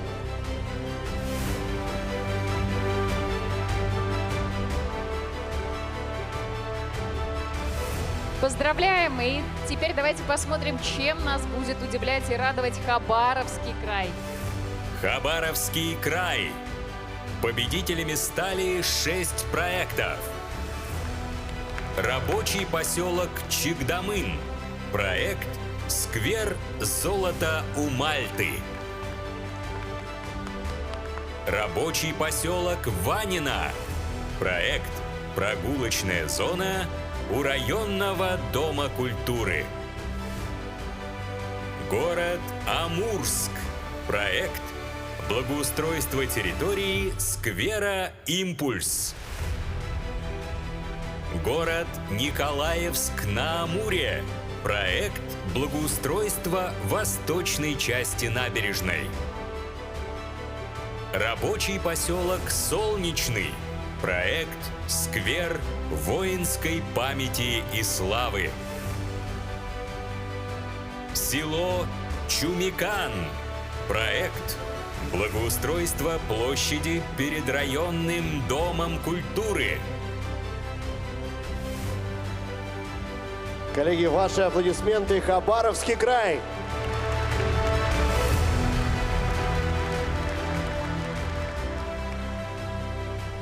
Ну что, мы в самом начале говорили, что у нас день в самом разгаре, а на Чукотке у кого-то начинается уже следующий день. И наконец-то мы с большим удовольствием добрались до Чукотского автономного округа. Чукотский автономный округ. Победителями стали 3 проекта. Город Анадырь. Проект «Благоустройство общественной территории в селе Тавайвам». Город Билибино. Проект «Благоустройство смотровой площадки «Орбита». Город Певек.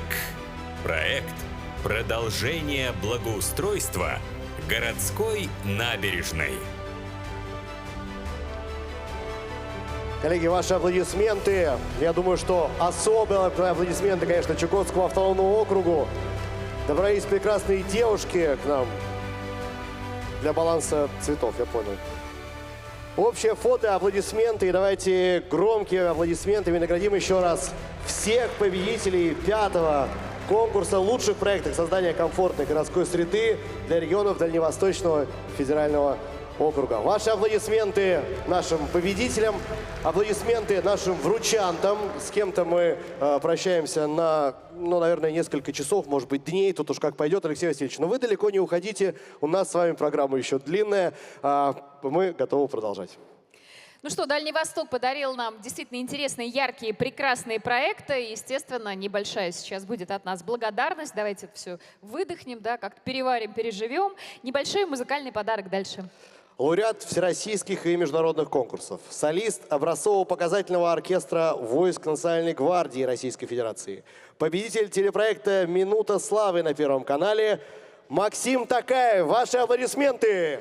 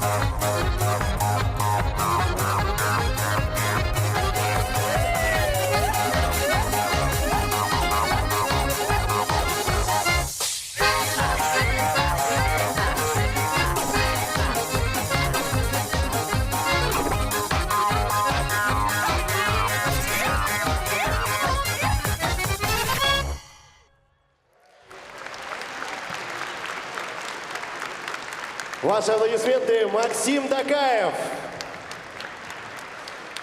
Ну, вообще, Маш, знаешь, я хочу сказать, что вот учитывая, что мы перенеслись с Дальнего Востока в центральную полосу сейчас, да, по награждению, просто мы видим, какой регион первым выйдет в следующем блоке. Мне кажется, что очень логично было выступление Максима, сейчас вы поймете, почему. Да, мы переходим с вами к церемонии награждения победителей 11-го всероссийского конкурса лучших проектов создания комфортной городской среды. И сейчас приглашаем на сцену регионы, которые доказали, что малый город – опорный пункт, это опора для людей, в какой бы части нашей большой страны он ни находился. Но сначала, естественно, Алексей Васильевич, который за своей родной кулисой уже находится, выходит на сцену для того, чтобы все-таки под его контролем мы всех награждали непосредственно из его рук. А теперь уже можно и внимание на экран, и следующий победитель. Костромская область. Победителем стал город Кострома. Проект «Течение времени». Благоустройство пешеходной зоны набережной. Коллеги, ваши аплодисменты. Город Кострома, Костромская область. Один проект, мне кажется, очень символичный. Вот такая инструментальная зарисовка у нас была как раз перед Костромой. Аплодисменты, фото и двигаемся сразу же дальше. Следующий победитель.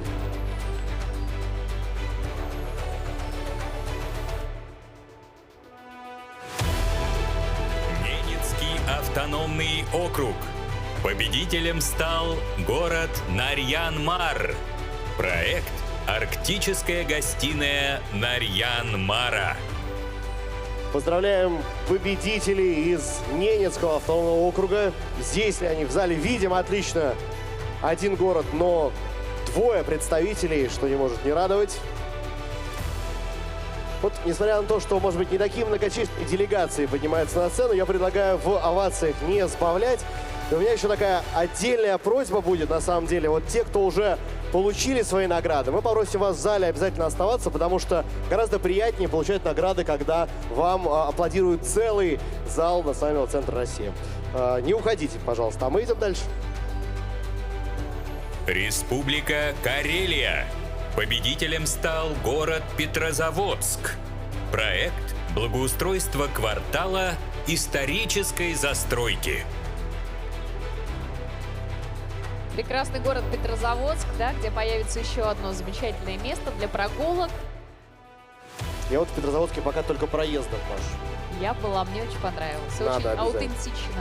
Я думаю, что года через 2 получается. Ну, как раз все достроили. Да, еще одним объектом будет больше замечательно, можно будет посмотреть. Аплодисменты.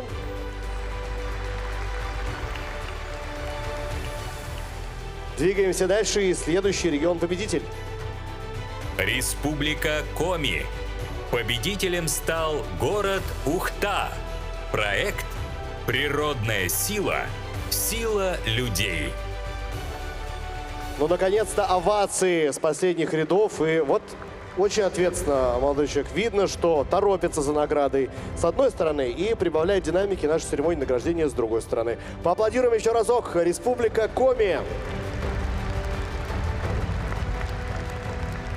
Бывало уже, Маш, в Республике Коми? Нет, еще не заносила меня так далеко. Очень интересный кинематограф там. Поэтому интересно. Да, двигаемся дальше. И следующий победитель. Республика Хакасия.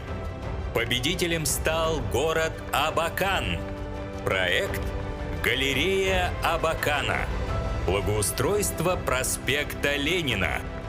Ну вот овации, кстати говоря, я из зала слышал, когда прозвучал город Абакан. А на сцену пока никто не выходит. И уже бежит. Хотела сказать. Бежит за наградой представитель Абакана и Республики Хакасия. Еще разочек поаплодируем, конечно, обязательно. Сделаем фотографию, без этого сегодня никак. И летим дальше. Алтайский край. Победителями стали 2 проекта. Город Алейск. Проект «Благоустройство парка. Вектор роста». Село Залесово. Проект «Кудель. Нить поколений». Благоустройство площади имени Владимира Ильича Ленина и парка «Радуга». Вот я могу ошибаться, мне так чисто визуально кажется, что вот мужчины такие элегантные, они больше за благоустройство парка «Вектор роста», а девушки, которые так весело выходили, они вот за второй проект, за лесом. Он такой повеселее как будто бы и выглядит. Ну что, аплодисменты победителям. Это был Алтайский край, один из самых, мне кажется, туристически привлекательных регионов нашей страны. Спасибо вам, коллеги, и бежим дальше. Астраханская область. Победителями стали 2 проекта. Город Знаменск. Проект «Благоустройство общественной территории. Комсомольский парк». Село Икряное. Проект «Долина рыбаков». Благоустройство территории у нового дома культуры. Ну что еще в Астрахани, да, могло бы появиться? Рыбалка, икряная. Ну, а почему? Ну, зато заглянуть. любопытно заглянуть через примерно 2 года, мне кажется. Я думаю, что время все-таки нужно на реализацию проекта, но первый, возможно, самый главный шаг уже действительно сделан. Поздравляем. В целом, мне кажется, Астраханская область, конечно же, славится своей рыбалкой, куда тысячи рыбаков со всей страны приезжают в сезон. Есть общее фото, есть награда в руках, есть аплодисменты коллег по цеху. И следующий победитель. Ивановская область. Победителями стали 2 проекта. Поселок Лежнево. Проект «Лежневская пестредь». Город Кинешма. Проект «Кинешемские сады».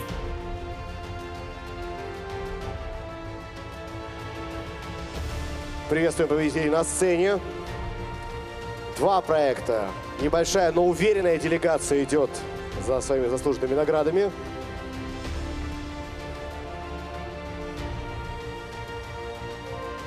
Мне кажется, одно из самых сложных прилагательных — Кинешминские сады. Вот тут же такая... Ну, это уже такая наша территория обитания, Виктор. Согласен. Центральная часть. Ехать недалеко, да, километров 200, наверное. Мы еще с вами такую, да, географическую совершаем поездку. Знакомимся со всем многообразием городов. Ну и проекты разные, каждый подходит под свой регион. И очень здорово, что, да, у каждого свое лицо, это правда. Поздравляем. Ну, как я уже и сказала, конечно, удивительно приятно видеть, что в нашей стране такое многообразие национальное. Ну и самое главное, что как будто бы у каждого малого города есть свое собственное лицо. Да, и есть, я бы сказал, ответственность за всю страну. Алексей Васильевич, нужно что-то добавить вам. Не могу сдержаться. Вы сказали про национальное многообразие. Я хочу сказать еще про эмоциональное многообразие. Настолько вот молодцы, все радуются. Вот честно, вот стою, когда... Хочу прямо на вашем месте иногда побыть, я вот так же выйти. Приятная оценка вообще. Но это, вы знаете, как говорили в одном фильме, большая сила — это большая ответственность. Поэтому, если вот вы выходите на сцену за наградой, то и радоваться нужно уже. Не снижать планку радости, которая была задана коллегами. Придумывайте проект.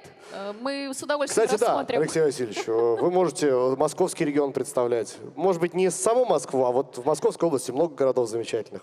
Коллеги, но к серьезному. Президент поставил важную задачу — улучшить качество городской среды к 2030 году в 1,5 раза. Ну а инструмент достижения цели — формирование комфортной городской среды. Многие знают этот федеральный проект, многие в нем работают, и благодаря нему достигают таких результатов. И благодаря ему по всей стране становится все больше таких объектов. Становятся все лучше парки, скверы, места для активного отдыха. Да, для семей, конечно, ну вот как мать говорю, что это очень важно, какое-то рядом пространство замечательное, в котором можно провести вот так весь день, да, погуляя с ребенком, не знаю, с мужем погуляя тоже. В конце концов.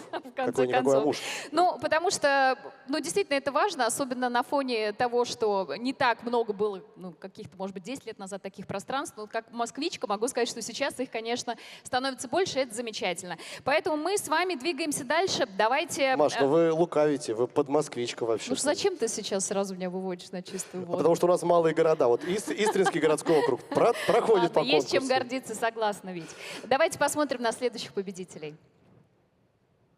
Владимирская область.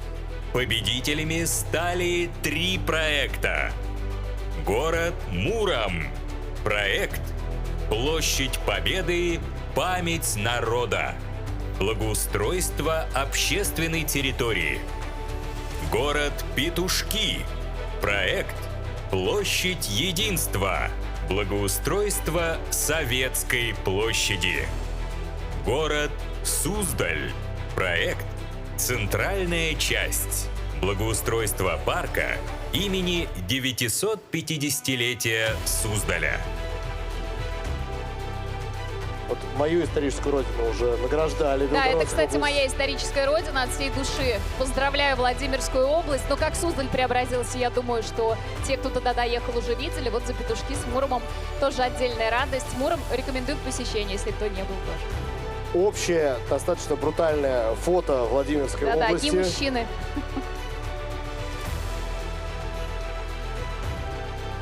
Ну что ж, поздравляем и продолжаем путешествие по регионам нашей необъятной. Волгоградская область. Победителями стали 3 проекта. Город Котельниково. Проект «Парк культуры и отдыха». Рабочий поселок Иловля. Проект «Люба-парк.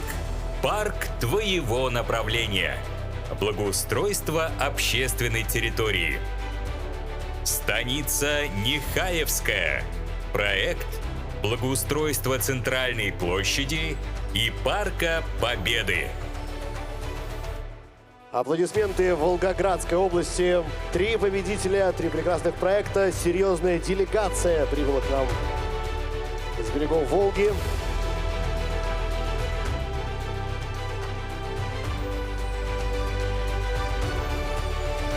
Алексей Васильевич мастерски распределяет уже букеты и награды. Ну что, общее фото.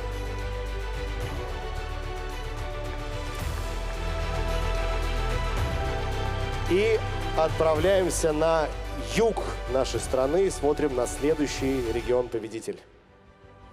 Кабардино-Балкарская республика. Победителями стали 3 проекта. Город Прохладный. Проект «Энергия Малки». Город Чегем. Проект «Там, где река встречает горы». Город Баксан. Проект «Благоустройство парка мира, культуры и отдыха». Приветствуем на сцене представителей Кабардино-Балкарской республики, коллеги. Ну, пожалуй, конкурс на такую самую элегантную проходку, самый небыстрый выход на сцену. Я знаю, кто выиграл сегодня. Ну что, еще раз приветствуем Кабардино-Балкарскую республику на сцене. 3 проекта победителя.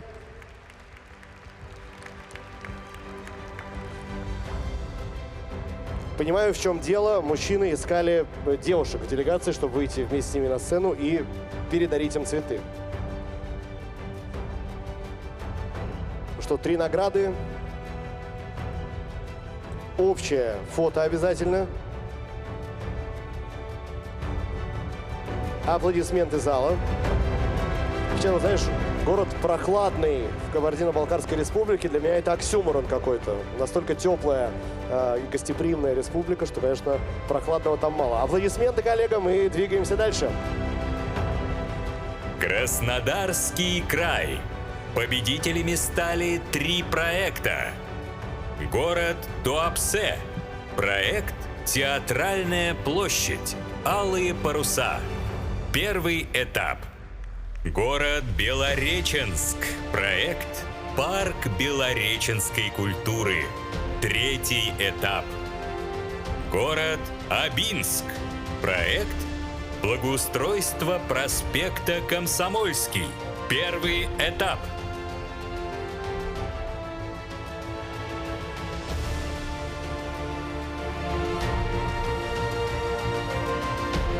Вот это серьезная делегация прилетела.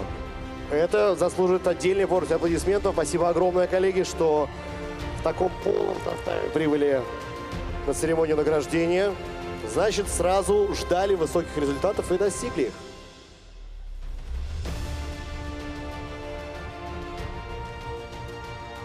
Отлично. Общее фото с победителями и наградами. Есть. Ну и снова прошу обратить внимание на экран. Ждем следующих победителей. Карачаево-Черкесская республика. Победителями стали 2 проекта. Город Черкесск. Проект «Благоустройство набережной реки Кубань». Первая часть. Город Усть-Джигута. Проект «Зеленый остров Предгорье».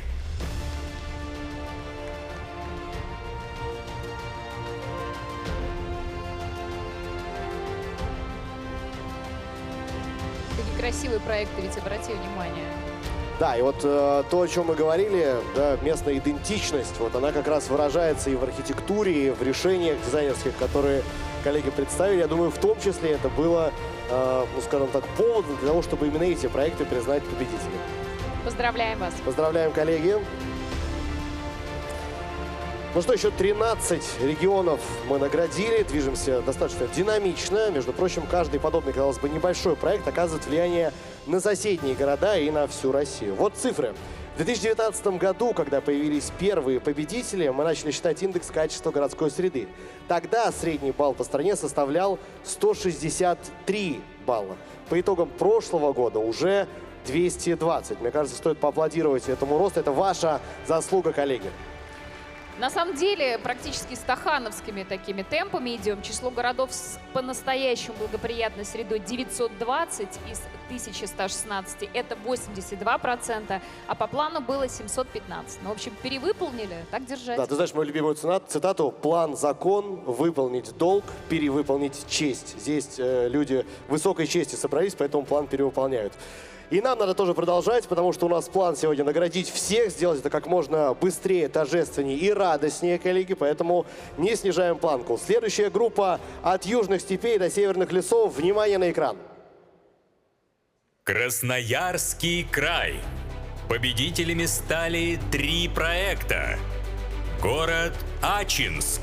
Проект «Прибрежный водно-ландшафтный парк набережной реки Чулым». Город Зеленогорск. Проект «Обогащая город». Благоустройство набережной реки Кан. Город Железногорск. Проект «Город Утро Питер».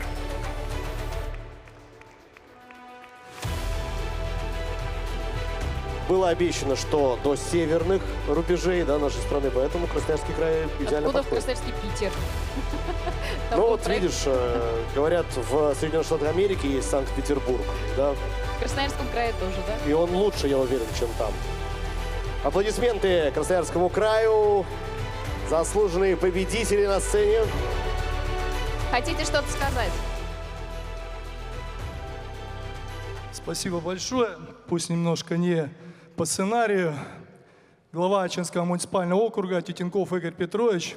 Вы знаете, на прошлой неделе с рабочим визитом к нам приезжал президент Российской Федерации Путин Владимир Владимирович. Он посетил одно место, где как раз подводились итоги конкурса «Большая перемена». Вы, наверное, наверняка все видели. То есть чествовали молодежь, детей, которая наше будущее. Так вот, все эти проекты, конечно, для их. Поэтому всем большое спасибо за поддержку. Мы будем двигаться дальше. Спасибо за теплые слова. Поздравляем. Спасибо огромное. А Мы тоже двигаемся дальше. Тоже двигаемся дальше, конечно, следующий победитель. Курганская область. Победителями стали 3 проекта. Рабочий поселок Каргополье. Проект «Миасский меридиан». Город Катайск. Проект «Катайск. 7 агатов». Благоустройство улицы 30 лет Победы. Село Макроусово. Проект «На берегах Кизака».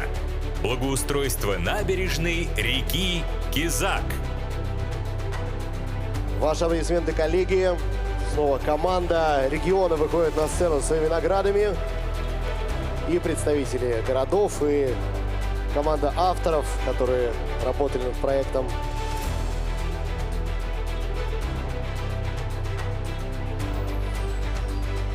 Общее фото. И летим дальше.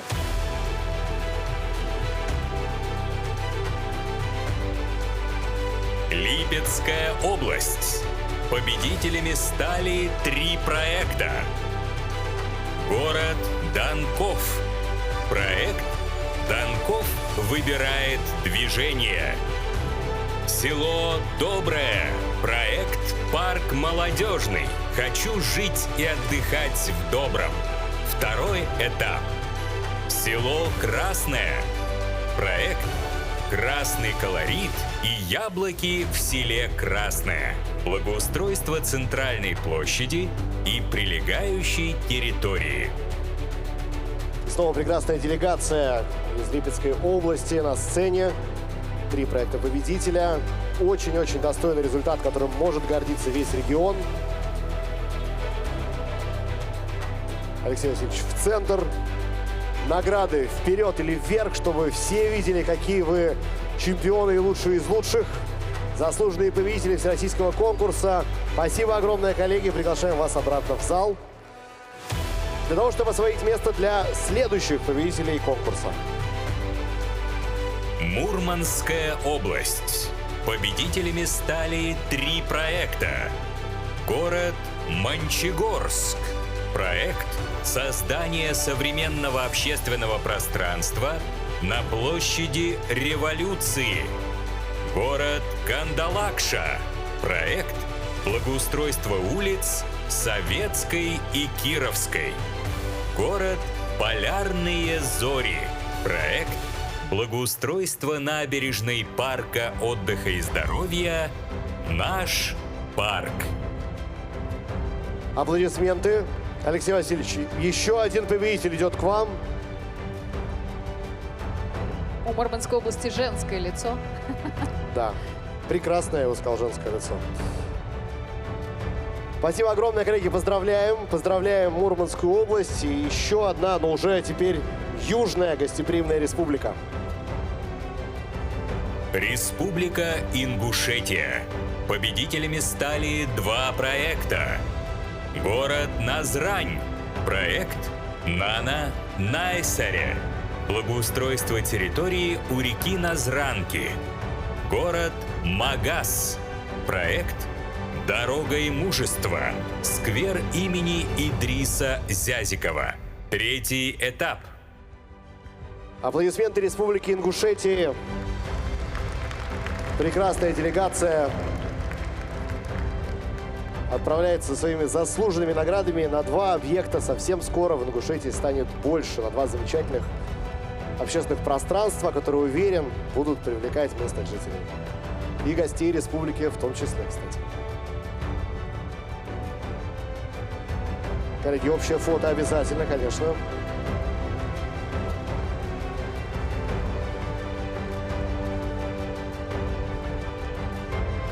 Поздравляем, коллеги. Хотелось бы заметить, что облик российских городов – это не только труд строителей, выбор экспертов, это еще и всенародное голосование. В этом году на платформе za.городсреда.ру оставили более 17 миллионов человек свое мнение. Это, кстати, больше даже, чем годом ранее на 3 миллиона, а всего в итоге проголосовало 43 миллиона человек. И огромная заслуга здесь у волонтеров. Их было больше 214 тысяч человек. Давайте громкими аплодисментами наградим этих скромных героев, которые с нами бок о бок, плечом к плечу делают очень важную общественную работу.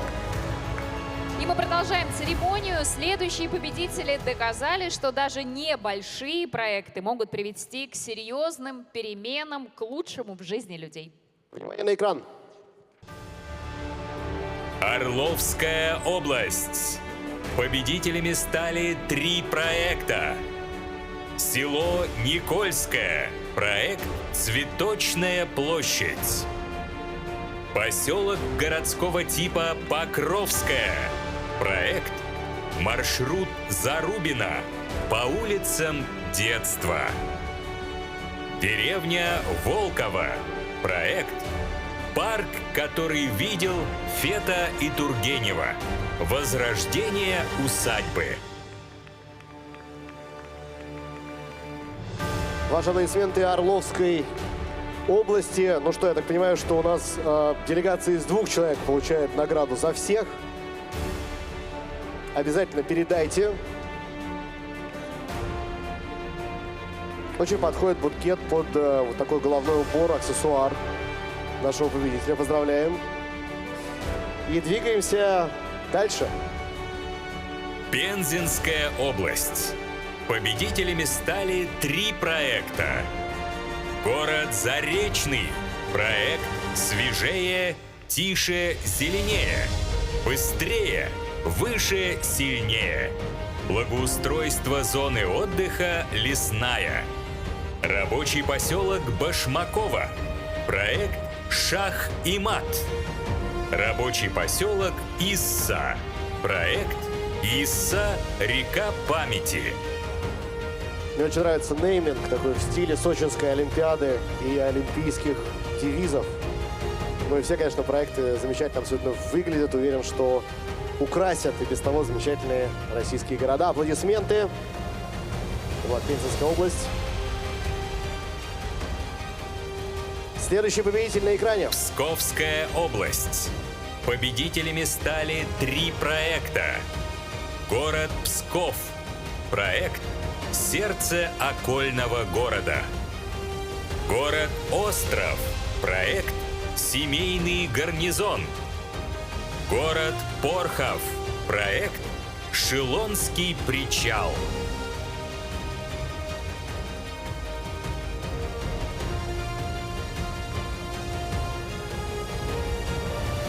Коллеги, ваши аплодисменты. Псковская область. 3 победителя. 3 замечательных проекта. Вот приятно, когда звучит название проекта и слышен такой возглас из зала. Сразу восторженный, сразу чувствуется, что с большой теплотой проект готовился и большая искренняя радость за победу. Я думаю, что нет лучше награды для архитектора и создателя проекта, чем увидеть то, что ты придумывал, создавал. Аплодисменты, коллеги, спасибо огромное, поздравляем вас. Ну что, снова на юг отправляемся. Республика Адыгея. Победителями стали 3 проекта. Город Майкоп.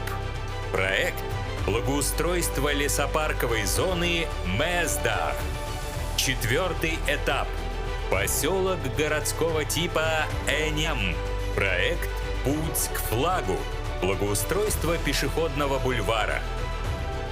Город Адыгейск. Проект «Создание комфортной городской среды» на проспекте Владимира Ильича Ленина. Аплодисменты Республика Адыгея. Победители на экране, победители на сцене и общее фото, конечно же, куда без него. Ну что, еще один победитель, а потом еще много-много-много. Ростовская область. Победителями стали 2 проекта. Рабочий поселок Усть-Донецкий. Проект «Благоустройство пешеходной зоны с зонами отдыха по улице Строителей». 1-я часть. Город Константиновск. Проект «Благоустройство общественной территории микрорайона КГУ-1». 1-я часть. Аплодисменты Ростовской области. Ты заметила, Маш, тут было 2 волны радости. Сначала такая сдержанная мужская, а потом уже такая более яркая женская, но откуда-то издалека, да. То есть как будто не из Ростова, а чуть подальше. Нет? Либо за коллег радуется, либо, может быть, человек принимал участие в разработке, например, проекта, увидел что-то родное и знакомое сердцу и глазам, и порадовался. Аплодисменты Ростовской области.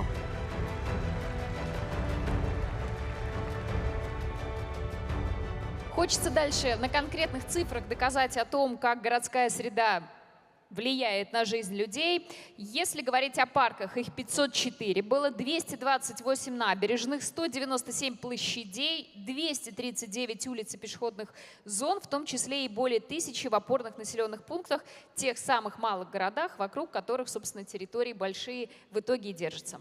И это не считая сегодняшнего, понимаешь? Да. То есть на 294 объекта, понятно, что они распределятся, станет больше. А если страна связана не только дорогами, но и общими представлениями о комфортной жизни, и человек понимает, что в его регионе такие же удобные улицы, зеленые парки, спортивные площадки, то и уезжать незачем. Следующие победители – еще одно звено этой связанности. Внимание на экран.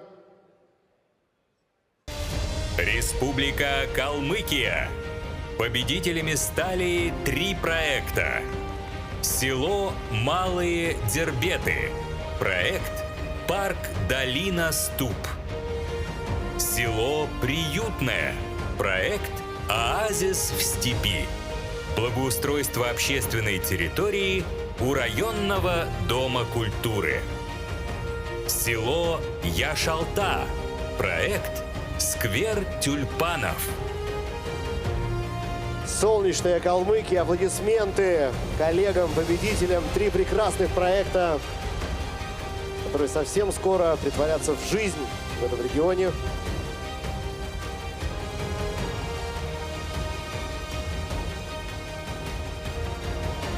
Долгие 9-й шли все-таки. Кому же достанется? Ну что, Алексей Васильевич, центр по традиции, чтобы общее фото, здесь и видеосъемка, и фотосъемка. Аплодисменты Калмыкии. Спасибо, коллеги. Поздравляем вас. Приглашаем проходить обратно в зал делегацию.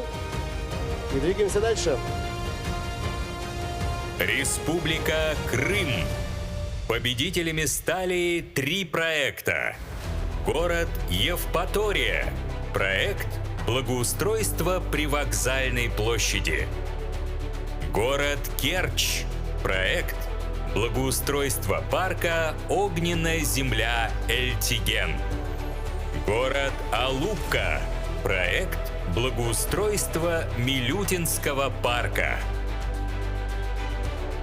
Аплодисменты крымчанам. 3 замечательных проекта Республики Крым. Одна прекрасная представительница на сцене, которая, видимо, и увезет в Крым все 3 награды. И 3 букета. И 3 букета, да, ну а что? Полные руки призов, это приятно. Это лучше, чем когда ничего нет в руках. Абсолютно точно. Спасибо огромное. Следующая республика.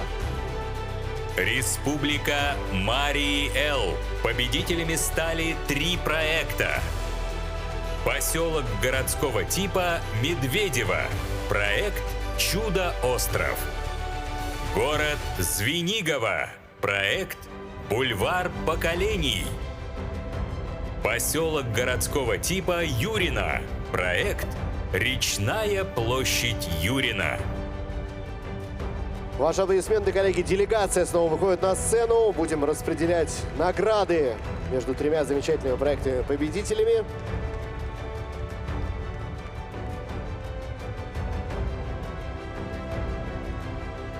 Делегация пополняется. Это замечательно и приятно.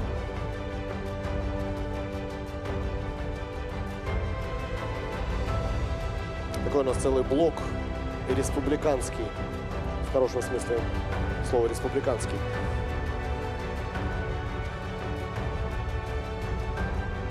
Поздравили всех. Алексей Васильевич, не теряем динамику. Аплодисменты. Поздравляем Марий-Эл и двигаемся дальше.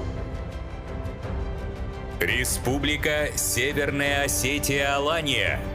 Победителями стали 3 проекта. Село Эльхотово. Проект «Елхот. Территория согласия». Город Дигара. Проект «Благоустройство территории по улице Тагоева». Город Ардон. Проект «Центральный парк». Ваши аплодисменты. Северная Осетия-Алания. Вообще, одно из самых моих любимых путешествий, Маш, было в Северную Осетию. Удивительный абсолютно, конечно, отдых, там невероятной красоты и пейзажи. Мало с чем можно сравнить. Аплодисменты коллегам. Маш, ну готовься.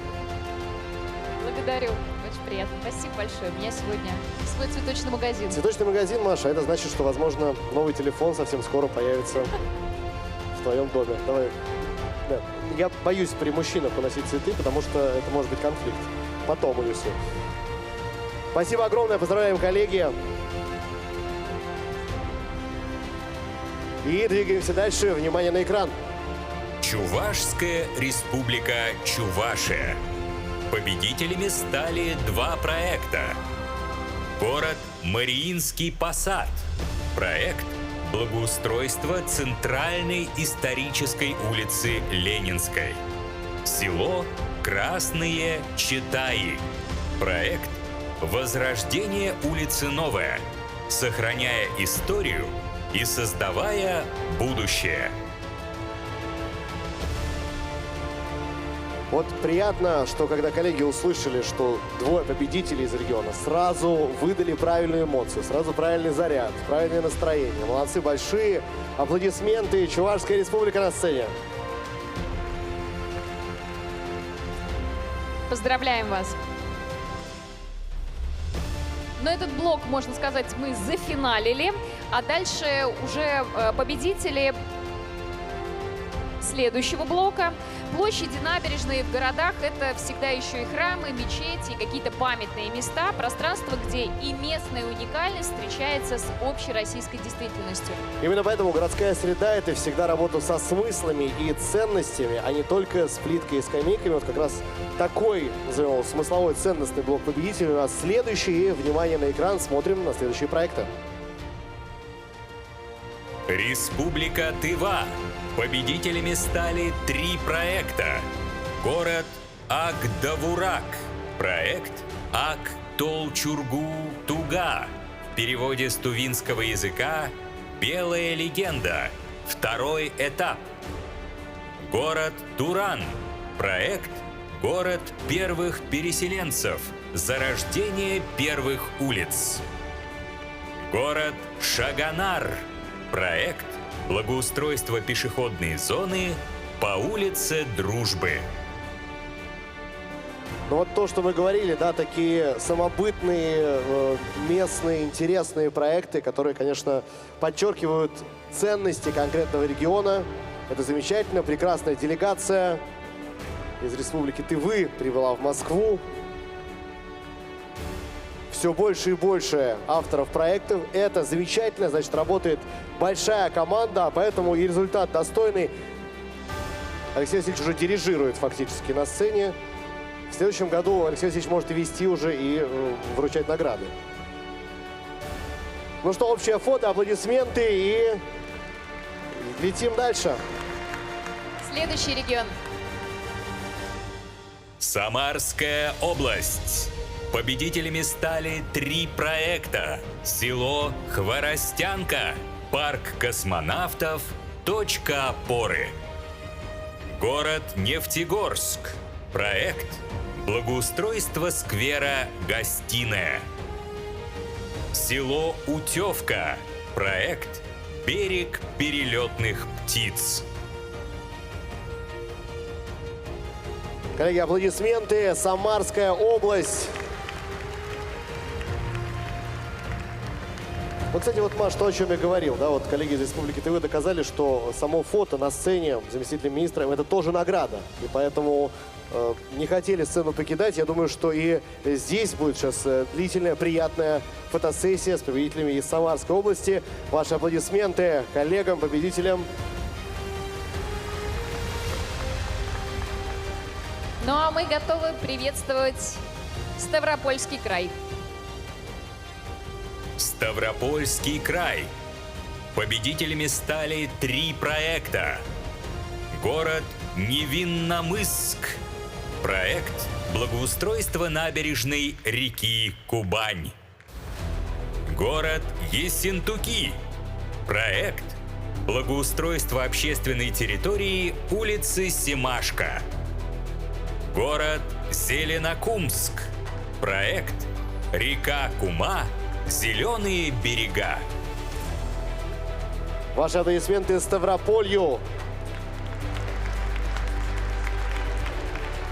Видимо, прям по телефону сейчас один из победителей докладывал, что да, мы победили, действительно, мы будем сейчас на сцене получать награду. С разных сторон выходят коллеги. Все собираются в центре сцены. Поздравляем победителей. У нас слева от Алексея Васильевича команда в темных цветах, значит, справа в светлых цветах, но если так смотреть на фотографии. Вот. Аплодисменты. И идем дальше. Томская область. Победителями стали 3 проекта. Город Асино. Проект «Объединяя город». Второй этап. Сосновка. Линия жизни. Город Стрижевой. Проект «Сияние севера». Благоустройство центральной части города. Село Первомайское. Проект «Первомайское. Место, где уютно». Ваши аплодисменты. Томская область. На одном из снимков, обратил внимание, коллеги не стали обманывать. Да, у нас дождливо, поэтому мы сразу проект... Даже на рендере. Но там снежно тогда уже должно быть, а не дождливо. Мокрый снег с дождем, я думаю. Такая погода. Ну, чтобы сразу жюри, эксперты, которые оценивают заявку, понимали, что она максимально приближена к реальным условиям. Аплодисменты Томской области. Дальше у нас на сцену пригласится республика, которая традиционно славится очень сильными проектами, большим количеством победителей. Внимание на экран. Республика Татарстан. Победителями стали 5 проектов. Город Нижнекамск. Проект «Реновация парка нефтехимиков». Город Бугульма. Проект «Детский парк». Город Лениногорск. Проект «Благоустройство территории в границах улиц Крупской, Ленинградской, Шашина и Кутузова». Поселок городского типа Апастово. Проект «Развитие центральной части Апастово». Благоустройство центрального парка с прилегающими территориями. Село Белярск. Проект «Благоустройство исторического центра Белярска». Про Казань все знают, все там, все видели, съездили. А вот теперь смотри, сколько точек в республике, которые можно посетить. И более того, Маш, именно Казань в прошлом году принимала всероссийский конкурс, форум и церемонию награждения. Поэтому, конечно, приятно видеть коллег, которые в том году были среди организаторов конкурса, уже на этой сцене в качестве победителей всероссийского конкурса лучших проектов создания комфортной городской среды. 5 победителей. Традиционно очень крутые проекты представляют коллеги из Татарстана. Традиционно проекты эти круто реализовывают. Аплодисменты. Республика Татарстан.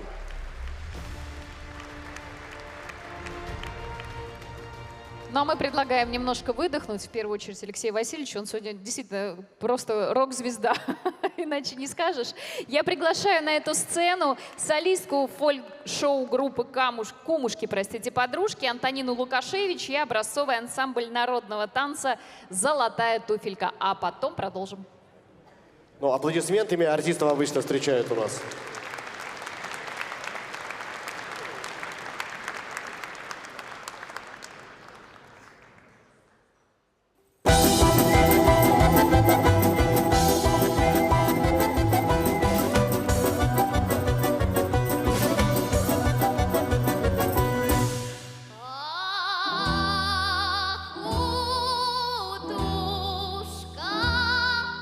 Моя луга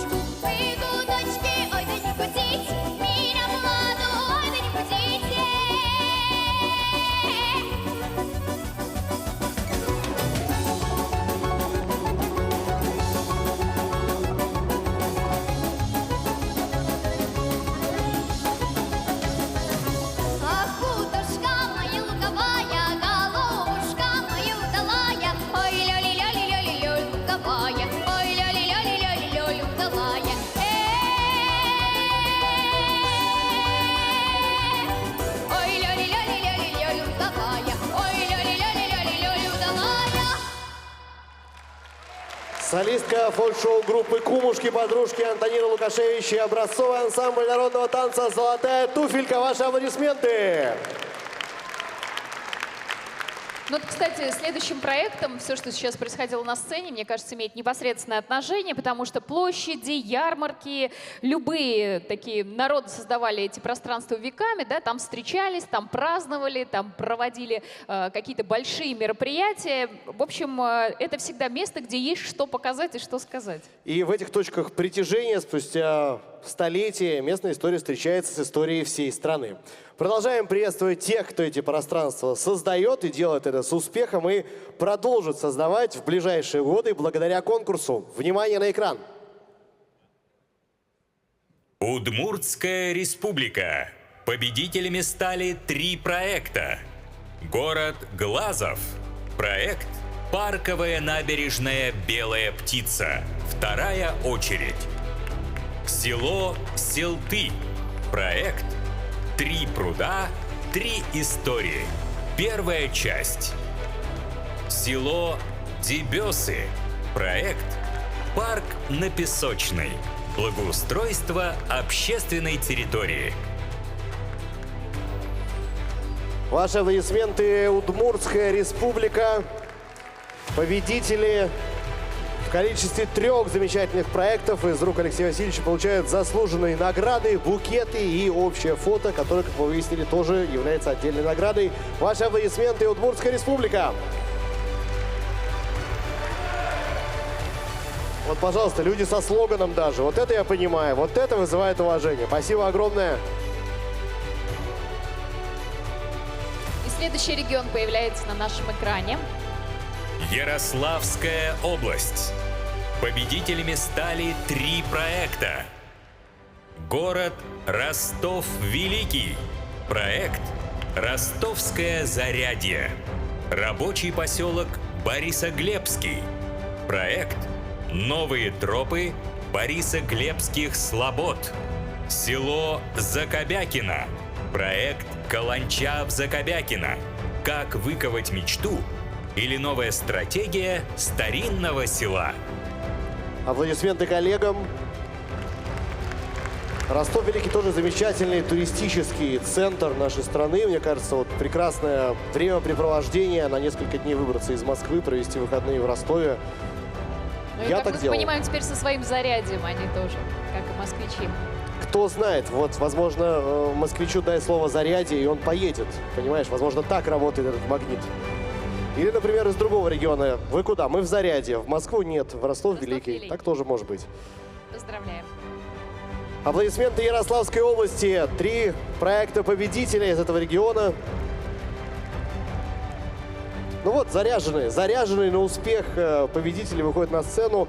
Уровень радости повышается. Это здорово, это замечательно. Но я скажу, у нас большой, но финальный блок уже всероссийского конкурса, поэтому нужно, ребята, держаться, ставка высока. Идем дальше. Архангельская область. Победителями стали 4 проекта. Город Няндома. Проект «Дороги наследия». Благоустройство привокзальной площади и улицы 60 лет октября. Город Онега. Проект «На реке Онеге». Благоустройство набережной Комарова и городского парка. Второй этап. Город Шенкурск.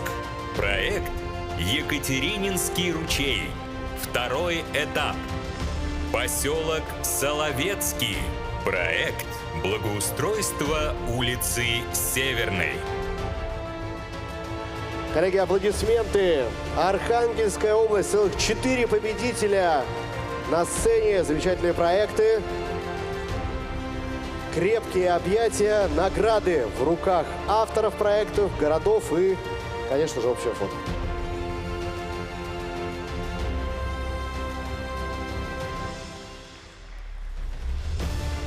И снова внимание на экран. Вологодская область. Победителями стали 4 проекта. Город Кириллов. Проект «Капанская лохта». Новая история Сиверского залива. Город Великий Устюг. Проект Великоустюгский парк культуры и отдыха имени Михаила Матвеевича Булдакова. Город Белозерск. Проект Городище. Село Ферапонтово. Проект Парк Осионы. Хотел бы заметить, что проект Белозерска вызвал отдельную порцию эмоций и оваций, я бы сказал. Но это правильно. Вот такая искренняя радость своего проекта, конечно, нам и нужна. Аплодисменты всем проектам-победителям из Вологодской области. В целом, замечаю, что все больше и больше у нас победителей становится в рамках каждого региона, что тоже, конечно, не может не радовать. Спасибо, коллеги. Ну а следующий регион у нас рекордсмен в этом блоке по количеству проектов. Внимание на экран. Саратовская область. Победителями стали 5 проектов. Город Балаково. Проект «На берегу главной улицы». Благоустройство набережной судоходного канала. Рабочий поселок Степное. Проект «Золото степи». Благоустройство площади имени Владимира Ильича Ленина. Город Калининск. Проект «Связь времен». Благоустройство улицы Советской. Город Красный Кут. Проект «Закутки». Благоустройство городского сквера и улицы Московской. Село Балтай. Проект «Сердоликовый перстень. Сокровище Балтая». Вот буквально еле хватило места на экране, чтобы всех победителей из Саратовской области вместить. Аплодисменты Саратовской области. Мне кажется, вот «Золото степи» просто буквально новый центр города просто появится. Центральная площадь, где наверняка будут главные мероприятия проходить. Спасибо огромное.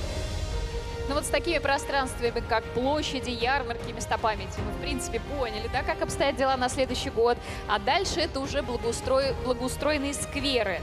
Ну, я думаю, что любой городской житель знает, что сквер — это всегда место отдыха, но иногда это еще и становится новой точкой туристического притяжения, какими-то свежими маршрутами, спортивными секциями. В общем, это то место, где можно немножко выдохнуть от всей той городской рабочей суеты, которая нас с вами каждый день настигает. Вот в продолжение слов про новые туристические центры, это же, можно сказать, двигатель экономики. И такая экономика благоустроенной среды работает на будущее. Применение своим талантам находят строители, дизайнеры, гиды, артисты, художники, хранители традиционных ремесел. Новые технологии их только усиливают, и следующие победители уже внесли свой вклад в наше общее будущее. Внимание на экран. Воронежская область. Победителями стали 4 проекта. Город Нововоронеж. Проект благоустройство общественной территории с зелеными насаждениями по улице Вокзальной. Город Калач. Проект Калачеевский базар. Благоустройство предрыночной площади. Село Верхний Мамон. Проект «Путь к Дону». Благоустройство Центрального парка. Село Терновка. Проект «Пруд номер 15. Путь к звездам». Вот уж действительно путь через тернии к звездам получается, да? Терновка. Аплодисменты замечательной Воронежской области. С танцем, как ты заметила, выходили на сцену победители. Это замечательно. Ну что, отправляемся на Байкал. Внимание на экран. Иркутская область. Победителями стали 4 проекта. Город Усолье-Сибирское. Проект «Город говорит 2». Благоустройство территории Ленинского проспекта. Город Черемхово. Проект «Площадь Ленина. Сердце Черемхова». Благоустройство центральной части города. Город Усть-Илимск.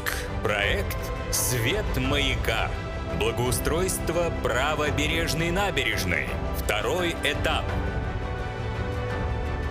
Город Байкальск. Проект «Игра для всех. Победа каждого». Благоустройство инклюзивной спортивной площадки. Ваши аплодисменты Иркутской Подождите, области. у нас отстающие. Не все еще добежали. Ну, я согласен. Иркутск не близко, Иркутская область далековато. Но приятно, что коллеги добрались для того, чтобы здесь получить свои заслуженные награды и с ними уже отправиться обратно домой.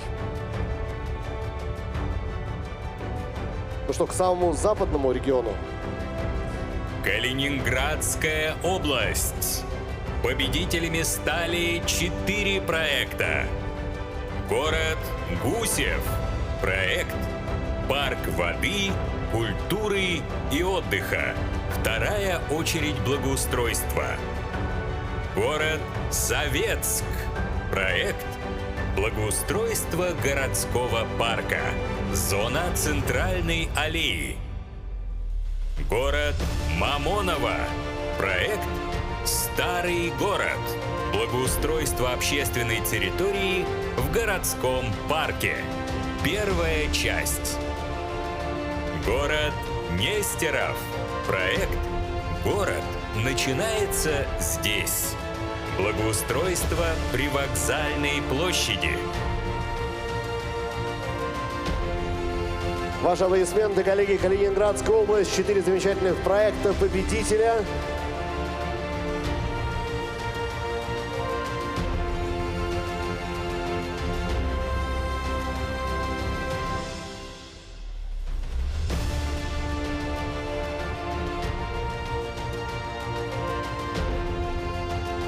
Вот правильно, правильно. Самые предприимчивые девушки так и поступают. А чего стесняться? Аплодисменты коллегам из Калининградской области, победителям проекта. Ну а следующий регион тоже, насколько мне известно, принимал Всероссийский форум. Это, правда, было не в прошлом году, а год назад. В позапрошлом, получается, да. Внимание на экран. Калужская область. Победителями стали 4 проекта. Город Киров. Проект «Пролетарская улица. Связь двух заводов». Город Сухиничи. Проект «Молодой лесок». Благоустройство территории Корсаковской рощи. Село Ульяново. Проект «От Красной церкви к Белому храму». 2 сердца одного села. Город Боровск. Проект «7 веков Боровска. Между небом и братвой». Мне в какой-то момент послышалось «между небом и братвой». Я думаю, ничего себе, насколько демократичными стали проекты победителей. Потом посмотрел, нет, все в порядке. Креативные названия, да? Да, все в порядке. Пока все в рамках приличия, я бы сказал так. Ну и замечательная огромная делегация из Калужской области прибыла сегодня в Москву. Ехать, благо, недолго. Мы когда ездили в Калугу, помним, комфортные электрички и поезда. Все для сообщения с Калугой. Аплодисменты. Калужская область на сцене.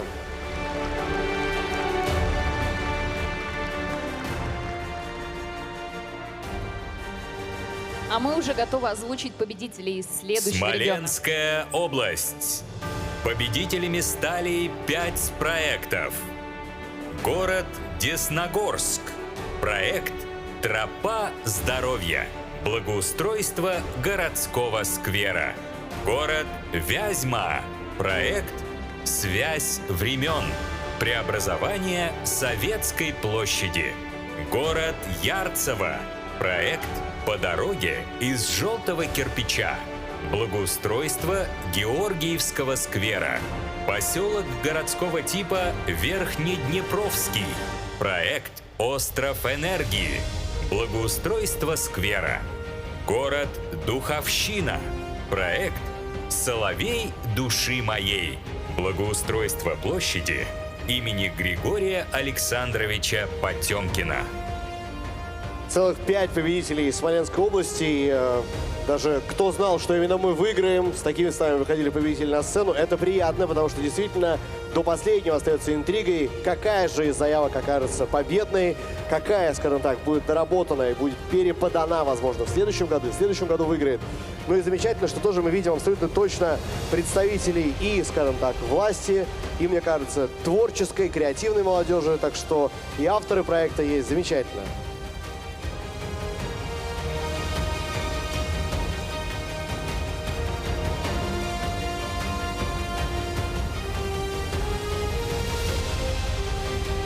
Общее фото, награды вверх, коллеги, чтобы все видели победителей всероссийского конкурса лучших проектов создания комфортной городской среды.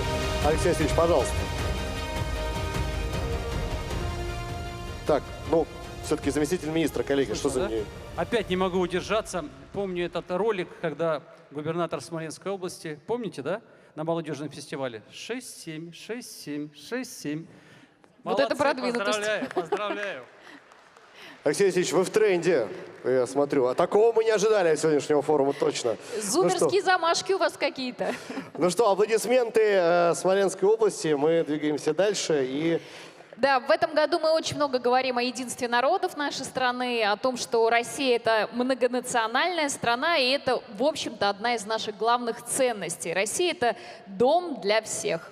Когда в 2018 году именно на форуме малых городов и исторических поселений в Коломне президент дал старт всероссийскому конкурсу, кто предполагал, что он достигнет таких масштабов, будет увеличен, из одного конкурса родится еще 2, скажем так, маленьких, но очень-очень значимых конкурса. Но вот здесь мы находимся уже в точке, когда число победителей за все годы стремительно приближается уже к 2000. Я думаю, этому событию можно поаплодировать. Это значит, что уже скоро на 2000 объектов в нашей стране станет больше замечательных, благоустроенных точек притяжения. Да, но нам, как говорится, чем больше, тем лучше. Я, правда, не знаю, сколько будет длиться наша следующая церемония награждения, да? Может быть, ее даже придется разбить на 2 акта. На 2 дня. Ну, да, либо... или 2 дня. Я думаю, что приезжим гостям будет это очень даже приятно. Они просто попросят, чтобы часть была в Дальневосточном федеральном округе, Маша. Я думаю, им так будет Ладно, приятно. давайте идем дальше и чествуем следующих победителей. Кемеровская область, Кузбасс. Победителями стали 4 проекта. Город Белово. Проект «Сквер искусств». Город Мыски. Проект «Место силы Горной Шории». Благоустройство центра города. Город Гурьевск. Проект «Гордость Гурьевска. Сила поколений». Город Полысаево. Проект «Сквер молодоженов». Ну вот, кстати, еще частично и на демографию работают, на укрепление А вот сквер института молодоженов, семьи. а староженов туда будут пускать, интересно или нет? Прекрасный проект, вообще, замечательно. Поздравляем. Коллеги, как-то немножко устали, а это непозволительно просто, потому что мы начинали с оваций громких. Держитесь, у нас сегодня все-таки не 2 дня, мы с вами почти уже на финише. Аплодисменты Кемеровской области, Кузбассу. Общее фото и двигаемся дальше к следующему региону-победителю. Кировская область. Победителями стали 4 проекта. Город Белая Холуница. Проект «Сады Белой Холуницы. Сад времен». Город Омутнинск. Проект «Путь Саламандры 2». Город Уржум. Проект «Городской сад Уржума. От истоков к современности». Поселок городского типа Ленинская. Проект Богородская, Ленинская, Шабалина.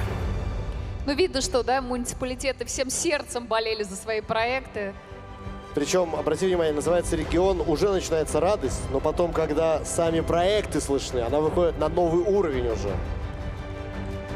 И фото, и видео, но потому что пока от этих фотографов дождешься чего-то, лучше самой уж на всякий случай наверняка фотографировать. Желаем вам легкой реализации еще этих проектов.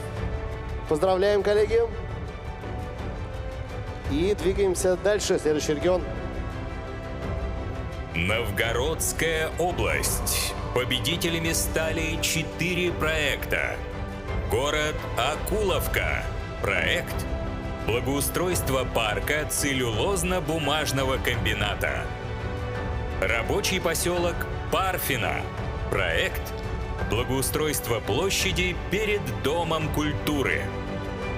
Город Холм. Проект «Окно в историю». Благоустройство городского парка. Второй этап. Поселок Батецкий. Проект «Благоустройство территории физкультурно-спортивного комплекса».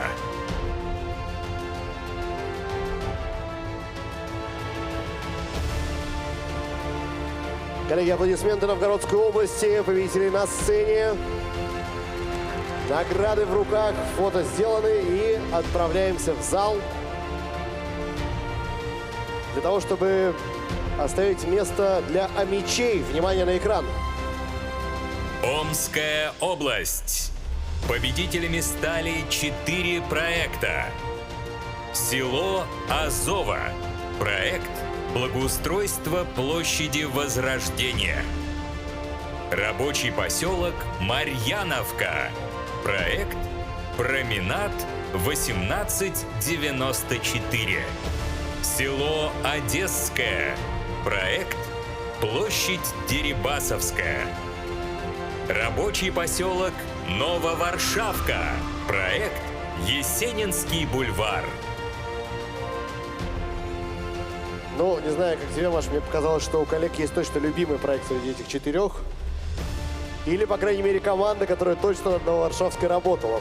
Аплодисменты коллегам из Омской области. 4 проекта победителей, тоже серьезная группа представителей Омской области. А кто-то еще говорит, невозможно покинуть Омск. Вот, пожалуйста, живое подтверждение тому, что возможно еще и вернуться домой с наградами.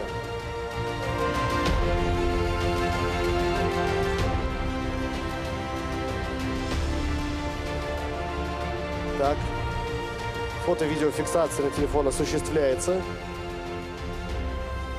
Спасибо огромное Омской области. Двигаемся дальше. И следующий регион на экране. Чеченская республика. Победителями стали 5 проектов. Город Аргун. Проект «Завершение благоустройства парка Возрождения» имени Ахмата Абдулхамидовича Кадырова. Город Ачхой-Мартан. Проект «Истоки мудрости». Город Шелковская. Проект «Шелковый берег». Село Хой. Проект «Заветы предков». Село Шатой. Проект «С уважением к истории». Тоже традиционно регион, где много сильных проектов, много победителей, большая делегация на сцене, аплодисменты.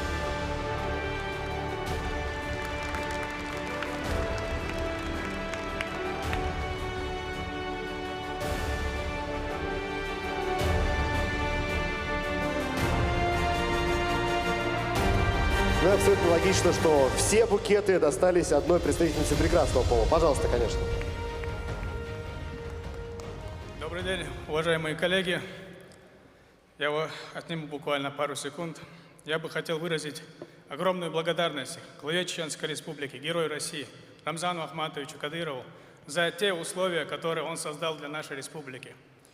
Сегодня очень символично и отрадно получить эту награду в год объявленных горных районов и развития малого и среднего предпринимательства. Знаете, лет 20 назад никто из нас и мечтать не мог о том, что мы будем подниматься на эту сцену.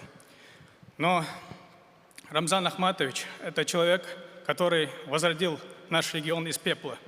Я думаю, что наша Чеченская Республика – это наглядный пример во главе с Рамзаном Ахматовичем, что наглядный пример и отличная практика для новых регионов, и будущих новых регионов для нашей страны. Ахмат — сила, Россия — мощь, мы победим. Спасибо большое. Поздравляем, коллеги. Чеченская Республика, победители на сцене. Общее фото, я думаю, уже сделан. Понял, нужно еще зафиксировать окончательно успех. Ваши аплодисменты, спасибо огромное. Бесспорно, многонациональность и поликультурность – это одна из, наверное, самых сильных сторон нашей огромной страны. И следующие победители будут живым подтверждением этому. Мы продолжаем. Мы честно на финишной прямой. Нужно держаться, поддерживать друг друга, аплодировать. И главное, после получения награды не уходить из зала, чтобы счастливые глаза были не только на сцене, но и по ту сторону сцены. Продолжаем. Пермский край. Победителями стали 4 проекта. Город Усолье. Проект Усолье-Строгановское полотно памяти. Город Оса. Проект Течение памяти. Благоустройство территории мемориального комплекса с набережной. Город Очор. Проект Очорская жемчужина. Город Нытва. Проект «Жить на красную ложку». Аплодисменты Пермскому краю. 4 победителя. Очень-очень достойный результат.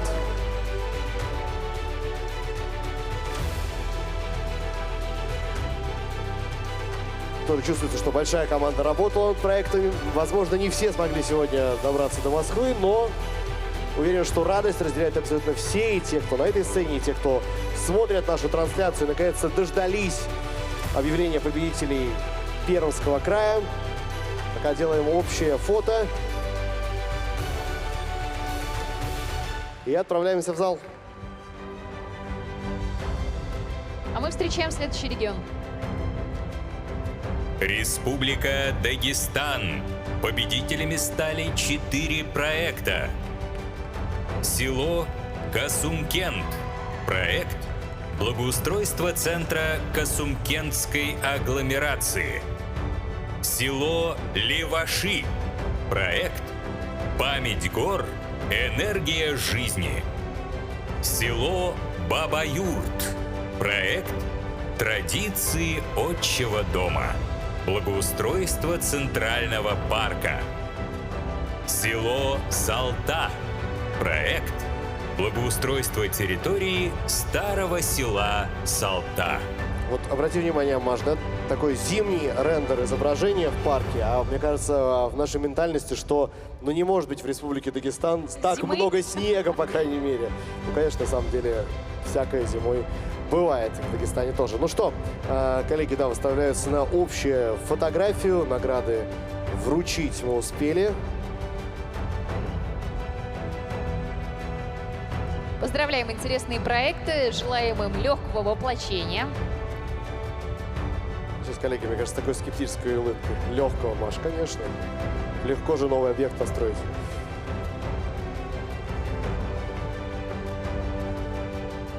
Ну что ж, общее фото. Ваши аплодисменты, коллеги. Республика Дагестан.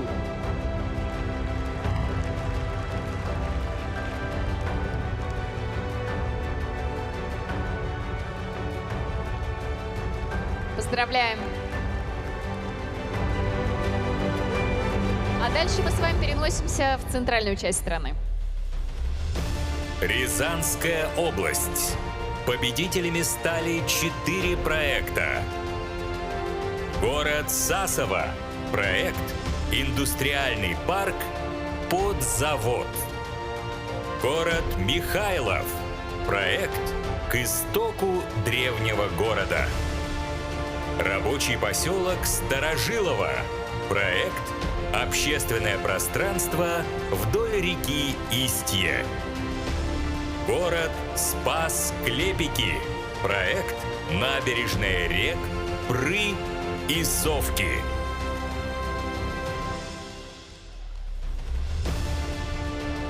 Коллеги, ваши аплодисменты Рязанской области. Напомню, что старт форуму, конкурсу был дан в Коломне, которая находится буквально в паре десятков километров от Рязанской области. Такая вот связь. Сегодня много, если заметила, проектов называется «Связь поколений». Вот у нас тоже такая связь поколений присутствует. Победно вскинуты руки вверх. И сложно упрекнуть в этом представителей Рязанской области, потому что победа заслужена. Аплодисменты, коллеги. И идем дальше, отправляемся к Уралу ближе мы отправляемся. Опорный край державы. Свердловская область. Победителями стали 4 проекта. Город Каменск-Уральский. Проект «Берег чемпионов». Благоустройство набережной реки Исити. Город Заречный. Проект «Бульвар академика Лейпунского». Город Сухой Лог. Проект «Городская площадь, включая улицу Октябрьскую». Город Верхняя Тура. Проект «Образовательный квартал». Ну, Екатеринбург вот всем известен, да, и там тоже достаточно много интересных, креативных мест благоустроенных. Но вот теперь география расширяется. Посмотрите, сколько новых проектов будет в Свердловской области. Ну и Верхняя Тура вызвала восторг у ее авторов. Это действительно... Витя просто не знает, как это далеко и как туда добираться сложно. Но в Екатеринбурге я бывал с огромным удовольствием. Дальше, к сожалению, пока в Свердловской области, да, все не ездил. впереди. Ну, надеюсь, в хорошем смысле путешествия по Там есть Уралу и Зауралье, да. Поздравляем! Аплодисменты.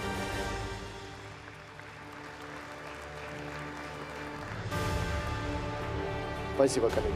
Следующий наш блок будет носить такой демографический, семейный, наверное, характер. Ну, потому что это все-таки очень важно. У нас и прошлый год был, да, семьи. Мы много говорили о улучшении демографии. Действительно, важно создавать объекты для того, чтобы семьи хотели оставаться в своих городах. Более того, молодежь хотела создавать семьи и продолжать все новые и новые поколения воспитывать в своих малых городах. Поэтому будем аплодировать сейчас и награждать тех, кто трудится для того, чтобы в России было комфортно жить и хотел создавать большие семьи на многие поколения вперед. Внимание на экран. Тамбовская область. Победителями стали 4 проекта. Город Тамбов. Проект «Территория вдоль Бокинских прудов». Город Мичуринск. Проект «Сад искусств». Благоустройство парка, культуры и отдыха. Город Уварово. Проект «Благоустройство прибрежной зоны реки Ворона». 2-й этап. Город Котовск. Проект «Благоустройство центральной площади». Аплодисменты Тамбовской области. Часто мы слышим 2-й этап, где-то даже 4-й этап благоустройства, что говорит о том, что действительно большие знаковые такие проекты для городов создаются. И в том числе, конечно, благодаря всероссийскому конкурсу эти проекты, иногда, которые сложно осилить вот так вот одному, удается реализовать и сделать жизнь горожан лучше. Ну что, Мне идем? несут подарок, так. Ничего Спасибо себе. большое, очень приятно. Вот так вот Марии оставили телефон сейчас, что называется, в прямом эфире. Оказалось бы, просто матрешка. Ну что, двигаемся дальше. Интересно. Тверская область. Победителями стали 4 проекта. Город Удомля. Проект «Территория лыжной базы». Зона отдыха «Аэродром». Город Балагое. Проект «Балагое. Золотая середина». Благоустройство площади имени Владимира Ильича Ленина. Город Весьегонск. Проект «Прекрасное далеко». Благоустройство парка семейного отдыха. Город Старица. Проект «К истокам города». Благоустройство ландшафтной тропы. Ваши аплодисменты. Сейчас я был свидетелем того, как один из победителей, он вот как только прозвучала Тверская область, он начал снимать. И в какой-то момент, когда прозвучал его проект, уже с криками радости побежал на сцену, продолжая все это снимать. лучший блог, я думаю, в своем городе будет от этого человека. Ну что, аплодисменты, Тверская область.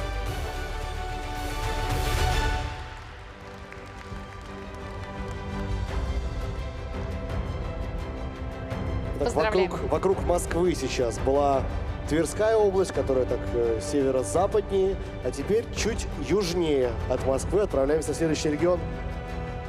Тульская область. Победителями стали 4 проекта. Город Новомосковск. Проект благоустройство детского парка имени Дмитрия Григорьевича Аники. Первая часть. Город Щекино. Проект «Возрождение». Благоустройство старого парка. Город Киреевск. Проект «Сказка реки Олень». Благоустройство городского парка, культуры и отдыха. Город Ясногорск. Проект «Калейдоскоп». Смелее. Благоустройство Центрального парка. Вторая часть.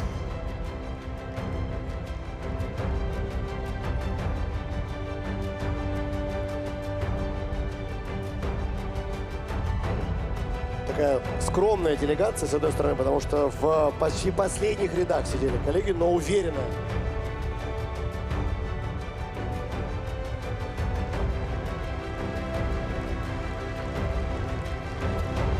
Ну и такой накат аплодисментов идет из зала, все правильно. Осталось меньше 10 регионов, коллеги. Поздравляем делегацию из Тульской области.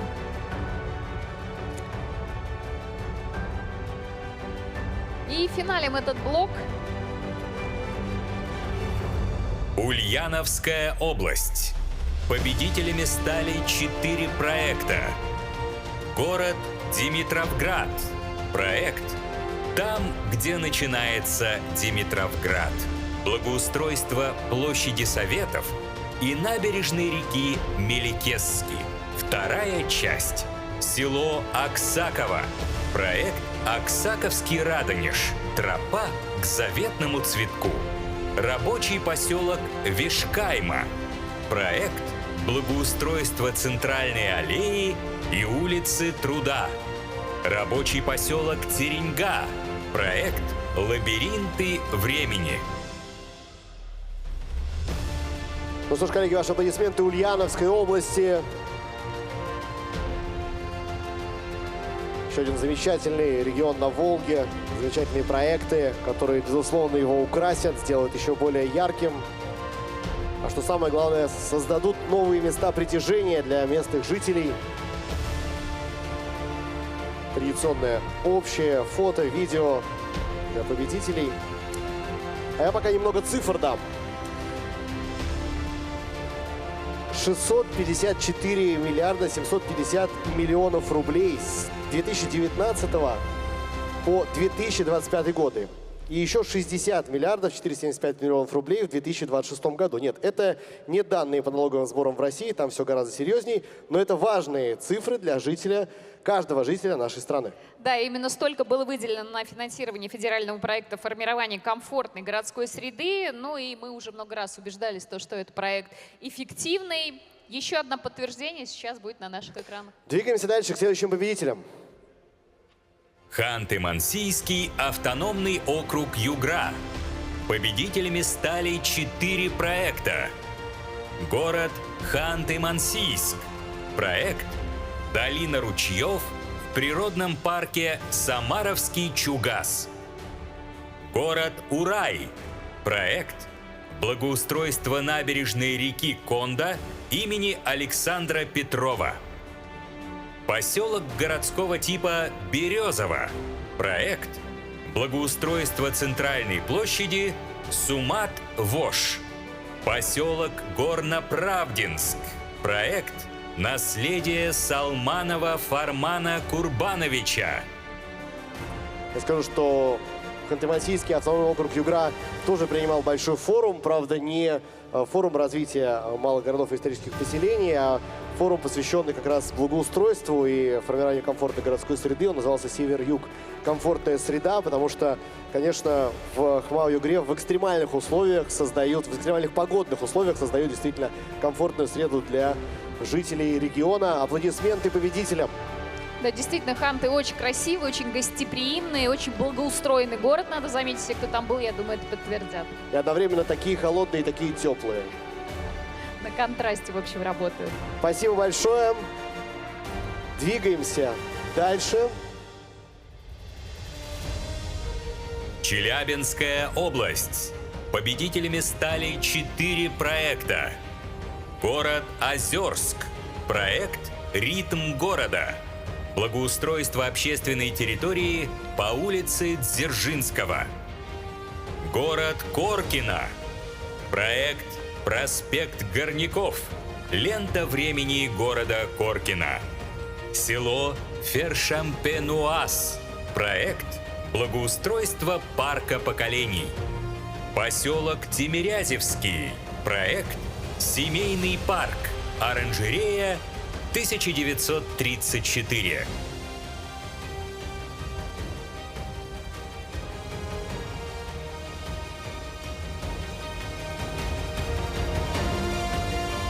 Ваши аплодисменты Челябинской области, коллеги.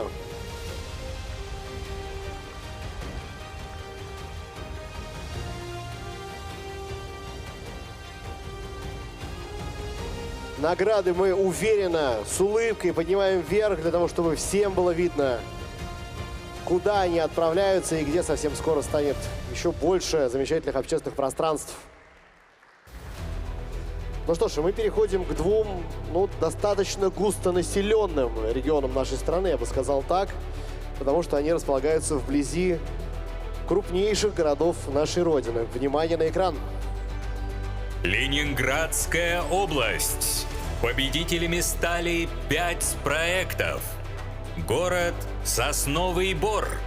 Проект «Благоустройство правого берега реки Каваши в районе парка Приморский». Поселок Тельмана. Проект «Берега без границ». Город Кингисепп. Проект «Парк Романовка». Город Подпорожье. Проект «Зеленый променад». Город Выборг. Проект «Морской фасад Старого Выборга».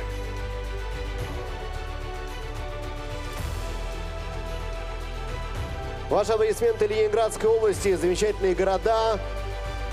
Многие из них являются туристическими центрами нашей страны. Много где наверняка вы бывали. Если нет, уверен, что все мы еще обязательно побываем в этих городах. И когда-то порадуемся тому, что а этот проект когда-то был только победителем, только рендер его мы еще видели на экране, а вот он уже перед нашими глазами вживую. Такое тоже обязательно будет.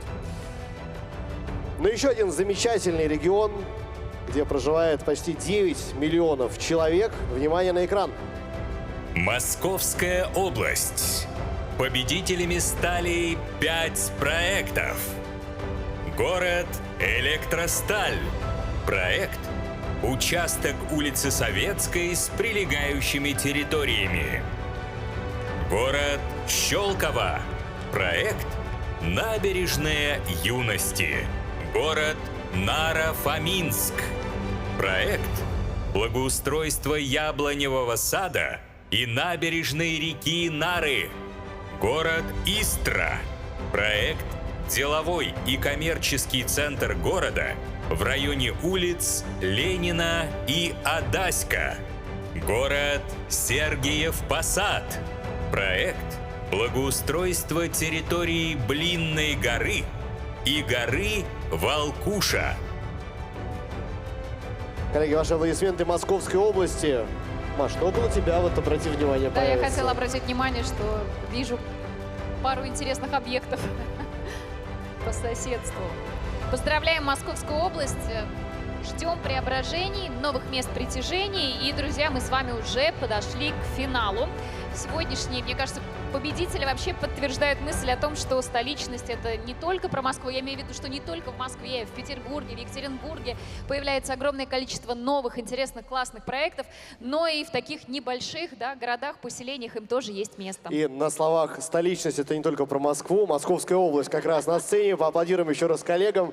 5 заслуженных наград. Вообще, Московская область тоже одна из трендсеттеров, я бы сказал так, этого конкурса. Тоже всегда большое количество очень сильных заявок, большое количество победителей. С чем мы Московскую область и поздравляем. Ну что, мы сегодня уже увидели сотни городов, поселков и даже деревень, которые собирают вокруг себя людей, культуру и ресурсы. Ведь правильное пространство приводит к правильным целям и смыслам. И мы подходим с вами к финалу. И здесь у нас сильный состав, регионы, каждый из которого взял по 5 проектов. Отличники, я бы сказал. Внимание на экран. Нижегородская область. Победителями стали 5 проектов. Город Арзамас. Проект «Танцуют все». Создание Центра актуальной культуры в парке имени Аркадия Петровича Гайдара. Город Бор. Проект «Борский бульвар». Благоустройство улицы Ленина. Город Саров. Проект «Парк познания. Территория открытий». Город Семенов. Проект «Синь Семеновских лесов». Развитие музейно-фабричного кластера. Город Балахна. Проект благоустройства Советской площади, площади Минина и прилегающей территории. Аплодисменты Нижегородской области. Отдельно, конечно, представителям Балахны, потому что настолько порадовались коллеги за свою награду. Думаю, что с таким же энтузиазмом будут и реализовывать проект на улицах родного города. Аплодисменты, коллеги, на сцене Нижегородская область.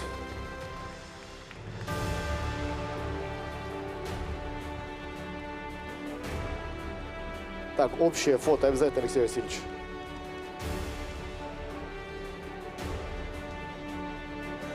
Всем вроде выдали награды. Отлично. Ну, в принципе, по оставшимся в зале я могу предположить, кто здесь. Да, в целом достаточно логично. Ну что, на сцене Нижегородской области мы приглашаем коллег в зал и приглашаем следующих отличников, обладателей 5 проектов победителей. Внимание на экран. Оренбургская область. Победителями стали 5 проектов. Город Гай. Проект благоустройство сквера у кинотеатра «Юность». Город Абдулино. Проект благоустройство сквера по улице Ленина. Село Пономаревка. Проект благоустройство парка Победы. Село Матвеевка. Проект благоустройство общественной территории по улице Комсомольской. Город Орск. Проект благоустройство площади Кириллова.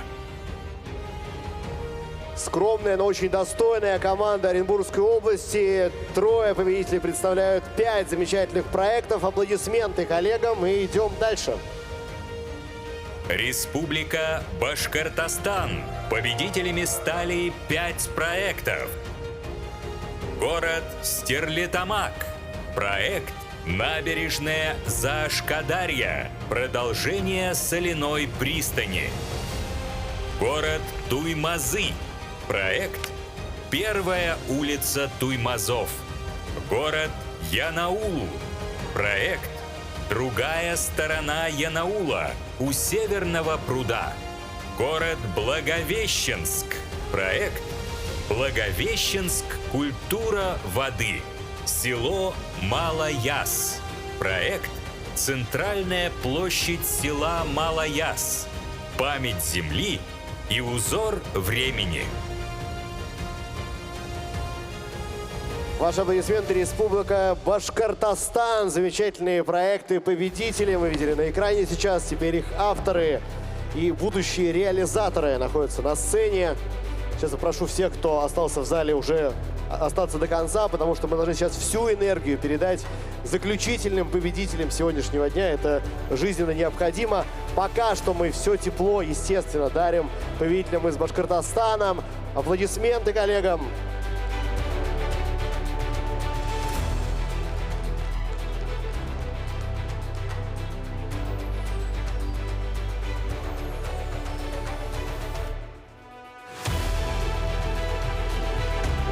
Радость, аплодисменты, возможно, переходящие в овации, но тут уже насколько хватит наших с вами сил. Спасибо огромное. Ну и финальный победитель на сегодня. Давайте все силы, что остались, мы вложим в свои руки и голоса. У нас заключительный победитель. И, внимание, на экран. Республика Мордовия. Победителями стали 5 проектов. Село Лямбирь. Проект «Притяжение неба». Рабочий поселок Атяшево. Проект «Солнце Атяшево». Рабочий поселок Зубова Поляна. Проект «Родной маршрут». Город Темников. Проект «Курс на центр». Рабочий поселок Комсомольский. Проект «Солнце поколений». Коллеги, все ваши силы нашему финальному победителю на сегодня – Республика Мордовия!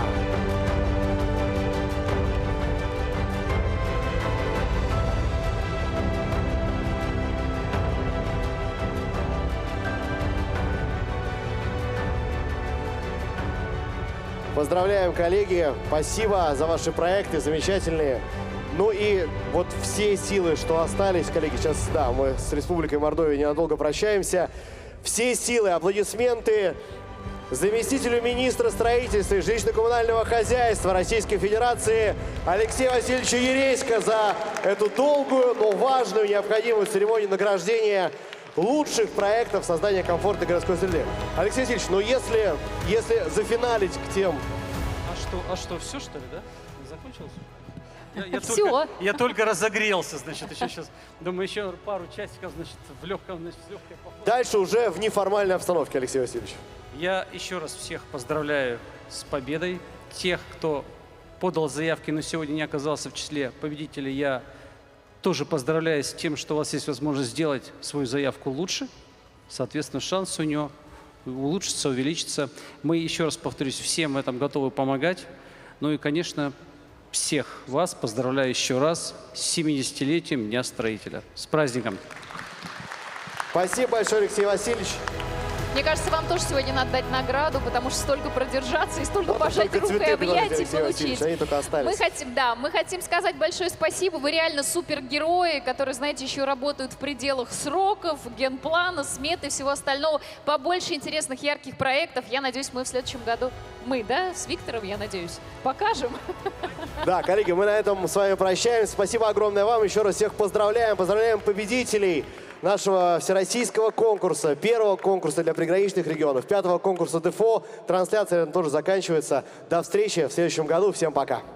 Хорошего вечера. Спасибо.